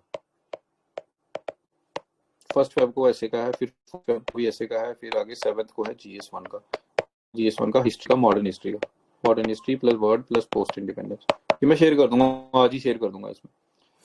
डेली रूटीन में करंट अफेयर कहाँ से करें? डेली रूटीन में तो आप कहाँ से करोगे? विजन IAS करो, विजन IAS की ऐप डाउनलोड कर लो, उस पर डेली करंट अफेयर आता है, यहाँ से करो। या फिर आप एक चैनल है यूट्यूब पे, स्टडी 24, भुवनेश सर, ये सुबह रोज न्यूज़पेपर एनालिसिस डालते हैं, ये भी देखा, ये मैं देखता था पहले जब मैं तैयारी करता था, तब इनकी चैनल का नाम कुछ और था, तब इसका नाम था वाईफाई स्टडी, फिर वो वाईफाई स्टडी अनअकैडमी ने ओवरटेक कर लिया, फिर ये जो बंदे थे इन्होंने छोड़ के अपना चैनल बना लिया स्टडी 24। अब उसपे टीचर का नाम है भुवनेश, इसको सर्च करना, ये राजस्थान बेस्ड इंस्टीट्यूट है, जयपुर बेस्ड इंस्टीट्यूट है, उसमें ये पढ़ाते हैं। Sir botany PYQ recently exam के लिए चाहिए 2024 के, प्लीज। यार बॉटनी के नहीं होंगे मेरे पास, सॉरी, एंथ्रो के हो जाएंगे और GS के हो जाएंगे, बाकी बॉटनी के हैं, आप सर्च करो उस पर, आप JKPSC की वेबसाइट पे सर्च करो, उधर को मिल जाएंगे। सर क्या आप वो इम्पोर्टेंट टॉपिक्स करवा दोगे क्योंकि उसकी वेटेज इंक्रीज हो रही है? हाँ मैं करवाऊंगा ना, वो हम अपने कोर्स में करा देंगे, मेंस वाले कोर्स में कराएंगे। सर जो A&C के नोट्स हैं क्या वो इनफ है? मतलब बिना A&C कभी नहीं पढ़ा तो क्या मैं सिर्फ वो पढ़ के? नहीं भाई, पहले आप बेस बनाओ ना, art and culture Nitin Singhania के हैंड रिटन नोट्स जो है वो लो और उसको पढ़ो, ठीक है। आर्ट एंड कल्चर के लिए नितिन सिंघानिया के हैंड रिटन नोट्स लो और उसको पढ़ो, बुक नहीं पढ़नी नितिन सिंघानिया की, हैंड रिटन नोट्स पढ़ने, तो उसको अच्छे से पढ़ो, ठीक है। और उसको जब एक बार आप पढ़ लोगे उसके बाद ये तो सिर्फ वैल्यूएशन के लिए है ना आपके लिए, कि देखो जैसे ट्रेंड इवॉल्व हो रहा है, तो ट्रेंड में अगर कोई नया क्वेश्चन बन रहा है, अब हमें पता है कि नए क्वेश्चन आ रहे हैं, तो वो नए क्वेश्चन हमको एक जगह डाल के दे रहे हैं, कि एक होता है केक और फिर होता है केक के ऊपर चेरी, तो खाली का स्वाद नहीं आएगा, नीचे केक होना चाहिए और ऊपर चेरी होनी चाहिए, तब स्वाद आता है। तो हम आपको चेरी देंगे, केक आप खुद बनाओ और खाओ। भाई किसका लिंक भेजूं, बोलो तो सही। सर ओनली 2023 तक है वेबसाइट के, है आपको इतने सारे एस्पिरेंट्स हैं इसलिए। यार बॉटनी का नहीं ना कोई एस्पिरेंट, बॉटनी के मैं ढूंढता हूँ, ठीक है। सर जो 2026 अटेम्प्ट के लिए पढ़ रहे हैं उनके लिए मेंस कोर्स अच्छा रहेगा? हाँ रहेगा ना, अगले तो अपने मेंस देना ही है ना, mains course is good for all, बिना मेंस की तैयारी के पेपर होता ही नहीं। सर अगर डेली टारगेट चाहिए हो सिलेबस कंप्लीशन के लिए और mentorship upcoming prelims plus mains with self study, बढ़िया है, करो, अच्छी बात है। प्लीज इन सेशन की रिकॉर्डिंग पोस्ट करना। हाँ कर देंगे sir. It's my second attempt and PSC and second mains, can we manage mains and far together? Yes you can manage everything together. मुझे लगता है इंसान की कोई हद नहीं होती है, सिर्फ उसकी विल पावर स्ट्रांग होनी चाहिए, वो जो चाहे कर सकता है। आप पढ़ते हो ना, जीतन राम मांझी ने पहाड़ तोड़ दिया था, कितने मुश्किल टास्क था, कर सकते हो। सर जी आना लबा रहा मेंस टेस्ट सीरीज दा कुछ भी नहीं लबा रहा, मेन सीरीज दा कुछ भी क्या नहीं लबा भरावा, सब कुछ तो लब रहा है। सर एंथ्रो के पीवाई क्यूज की पीडीएफ मिल सकती है? हाँ मिल सकती है, इसी ग्रुप में मिल जाएगी। इसी ग्रुप में सर्च करो एंथ्रोपोलॉजी, मैंने वैल्यू एडिशन मटेरियल पिछले साल वाला डाला हुआ है, और को मैं शेयर कर देता हूँ। तो इसको मैं अपडेट कर रहा हूँ अभी नए साल वाला, ठीक है। तो नए साल वाला आपको 1-2 दिन में मिल जाएगा सर।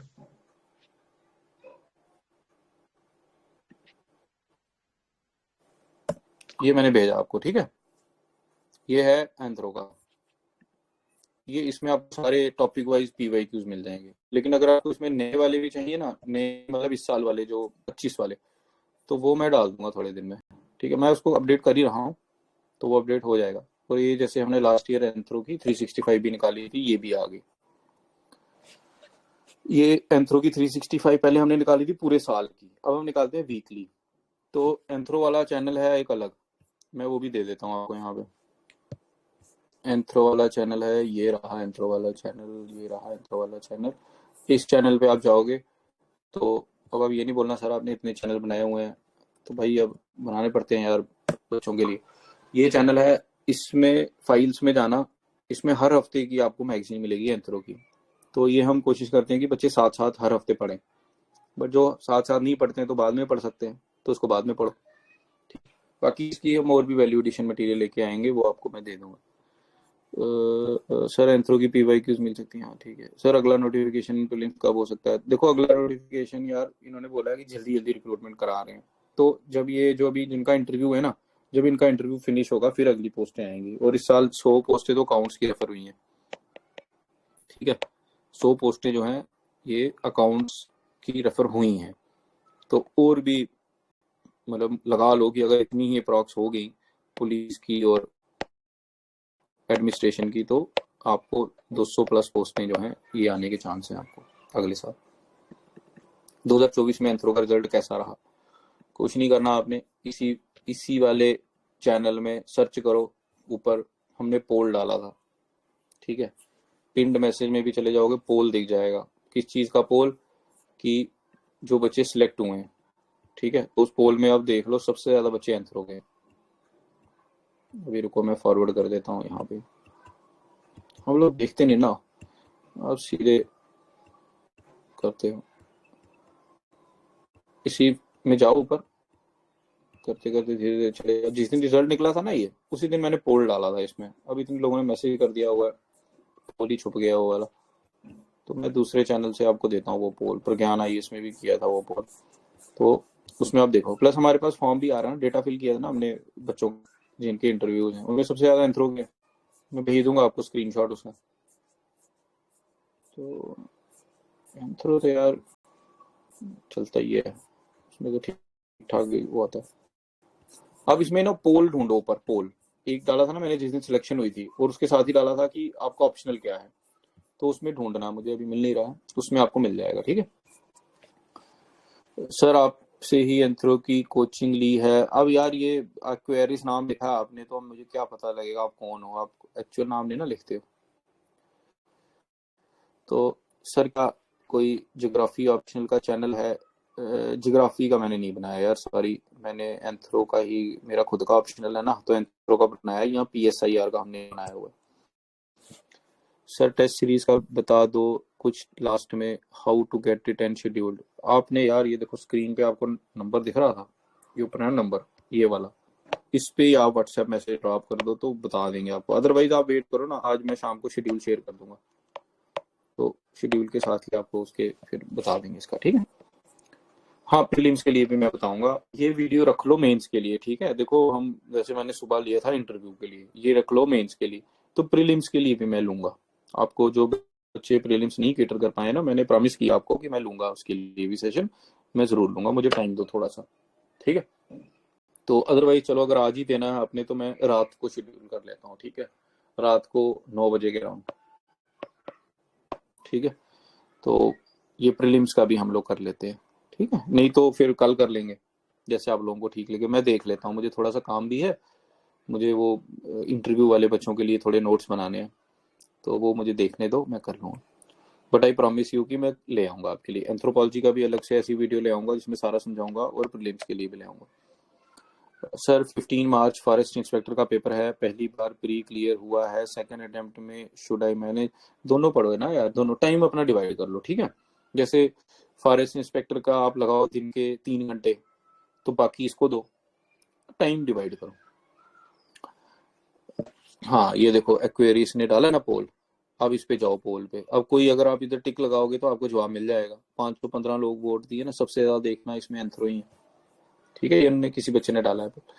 सर टेस्ट ऑफलाइन होंगे या ऑनलाइन? दोनों मोड में होंगे, ठीक है, ऑफलाइन होंगे या ऑनलाइन, एंड जो टेस्ट मिस होंगे वो बाद में दे सकते हैं। हाँ जी आप बाद में दे सकते हो, और टेस्ट ऑफलाइन में भी दे सकते हो और ऑनलाइन में भी दे सकते हो, आप जैसे भी दोगे हम उसको स्कैन करते हैं बाद में इवेल्युएट करके, और कॉपी आपको घर में ही भेज देते हैं, ठीक है। उनकी इवेल्युएशन हो जाएगी ना? हाँ हो जाएगी इवेल्युएशन, ठीक है, आप स्कैन करके देना, हम इवेल्युएट कर देंगे, ठीक है। वंशिका जी समझ गया मैं आपको, आप नाम ठीक करना। चलो ठीक है, रस लोग अपनी लड़कियों को लोग फिर तंग करते हैं मैसेज करके, इसलिए ना नाम चेंज किए होते हैं, ठीक। मेंस का न्यू लिस्ट आएगी, यू सेड कुछ डेफिशिएंसी के अकॉर्डिंग, प्लीज इसका कुछ बता दो। रिस्पॉन्सिबल, पहले तो आप अपना नाम ठीक करो, है ना, फिर मैं बताता हूँ आपको डेफिशिएंसी लिस्ट क्या होती है। जैसे मान लो कोई बच्चा भी है, उसका कॉलेज का रिजल्ट निकला नहीं, है ना, लेकिन उसने केएस का फॉर्म निकला, उसने फॉर्म भर दिया, ऐसे ही भर दिया शौक शौक में कि भर देता हूँ देखा जाएगा, तो बाद में उसका प्री पास हो गया, मेंस भी पास हो गया, अब आ गया इंटरव्यू। तो इंटरव्यू के टाइम पे डॉक्यूमेंट चेक होते हैं ना, अच्छा इसका बाद में रिजल्ट आ गया और ये पास हो गया, अब वो देखते हैं कि जो इसकी डिग्री इसको मिली या जो इसका रिजल्ट आया, क्या ये रिजल्ट फॉर्म फिल की लास्ट डेट के बाद आया या पहले आया, यानी कि इसकी अभी ग्रेजुएशन हुई नहीं थी। तो फिर वो इसको बोलते हैं भाई ये तू एलिजिबल नहीं है, बेशक तो पेपर पास करके आ गया। फिर ये बंदा बोलता है नहीं नहीं सर मुझे रख लो प्लीज प्लीज प्लीज, लेकिन प्लीज चलती नहीं है क्योंकि सरकार चलती है रूल्स के अकॉर्डिंगली। तो फिर होता है ये बाहर। अब जब इसको किया बाहर, अब मान लो ये था ओपन कैटेगरी का, तो जब इसको बाहर किया तो इसके बदले अब एक बंदा और लाना है ना साथ में, तो डेफिशिएंसी लिस्ट जब निकलेगी उसमें इस बंदे का नाम आएगा, उसको बोला जाएगा कि भाई तू अपना ओरिजिनल सर्टिफिकेट ला, नहीं तो हम तेरे को बाहर निकाल देंगे। तो जब ये लाएगा तो फिर इन हो जाएगा, अगर नहीं लाएगा ये बाहर हो जाएगा। अब अगर ये बाहर हुआ तो फिर ओएम का अभी जो लास्ट कैंडिडेट होगा जिसका नाम नहीं आया, वो फिर उसका नाम ऐड हो जाएगा। तो उधर ये क्या करते हैं पीसी वाले कि ये ना सिर्फ रोल नंबर डाल देते हैं, नाम नूम नहीं लेते। तो जो बच्चे जिनका अभी मेंस नहीं हुआ है उन्होंने डेफिशिएंसी लिस्ट चेक करनी है। मान लो कोई एसटी कैटेगरी का है, ST1 का, वो लिस्ट में फेल हो गया अभी मेंस में, तो डेफिशिएंसी लिस्ट में अगर दिख गया कहीं पे ST1 का बच्चा, तो यानी कि उसको थोड़ी सी होप रखनी चाहिए, क्या पता वो लास्ट हो। तो अगर ST का बाहर हुआ तो हो सकता है ये इन हो जाए। तो ये चीज मैं आपको बोल रहा था, ठीक है, वो मैं बता दूंगा इस बार आपको जो बंदी डेफिशिएंसी लिस्ट से अंदर बाहर होगा, क्योंकि लास्ट टाइम एक बच्ची थी वो बाहर हो गई थी, फिर उसने कोर्ट केस किया, तो मुझे उसके पूरा आइडिया था। तो इस बार खैर हमने पीसी को भी बोला है इस चीज को ठीक करने के लिए, और पीएससी ने कहा कि हम कॉल करेंगे, ईमेल करेंगे उनको और बताएंगे, खुद यहाँ से बताएंगे, ठीक। चलो anyone with maths optional please guide me, it is my first time। यार मैथ बड़ा तगड़ा ऑप्शनल था, ये यूपीएससी में थे, एक पर रैंक 1 उनका था, मुझे नाम नहीं याद आ रहा, क्या नाम था उसका, कनिष्क या कुछ ऐसा ही नाम था। Sir any personalised mentorship for upcoming prelims plus mains for self study and approx charges for it? हाँ मेंटरशिप हम देते हैं, आप ये फोन नंबर पे कांटेक्ट कर सकते हो, प्राइस का मुझे आइडिया नहीं है, आप इसमें फोन कर सकते हो। सर मैं ज्योग्राफी ऑप्शनल 80% हो गया है, मॉडर्न एंशिएंट हिस्ट्री, ठीक है, आप ये पर्सनलाइज क्वेश्चन हो गया यार, ये आपको मेंटरशिप में करवा देंगे, ठीक है। तो आई होप कि मैंने मतलब जो मेजोरिटी का सवाल था या जो मेजोरिटी ऑफ कैंडिडेट्स जिनके डाउट्स थे वो हमने आज इस सेशन में कंप्लीट किया है। तो आई होप कि ये जो इनिशिएटिव्स हम लोग अभी स्टार्ट करने जा रहे हैं मेंस के लिए, आप इनको अच्छे से देख लो और आप इनके लिए हमारे साथ रजिस्टर हो सकते हैं। ठीक है, तो धीरे धीरे हम इनको सबको कवर करेंगे। 30 स्टूडेंट ही हम ले पाएंगे टेरीज में, and it is perfectly on first come first out basis. तो आप इसको रजिस्ट्रेशन करा सकते हो। ठीक है, रजिस्टर आप करवा लो, तो ताकि हम 30 बच्चे हमारे पास आ जाए। इसके बाद हम किसी को एडमिट नहीं कर पाएंगे, क्योंकि हमें पेपर इवेल्युएट करके जल्दी देना होता है। तो हमें तो 1 वीक हमने टाइम रखा होता है कि विद इन 1 वीक हम आपको इवेल्युएट करके वापस दे दें।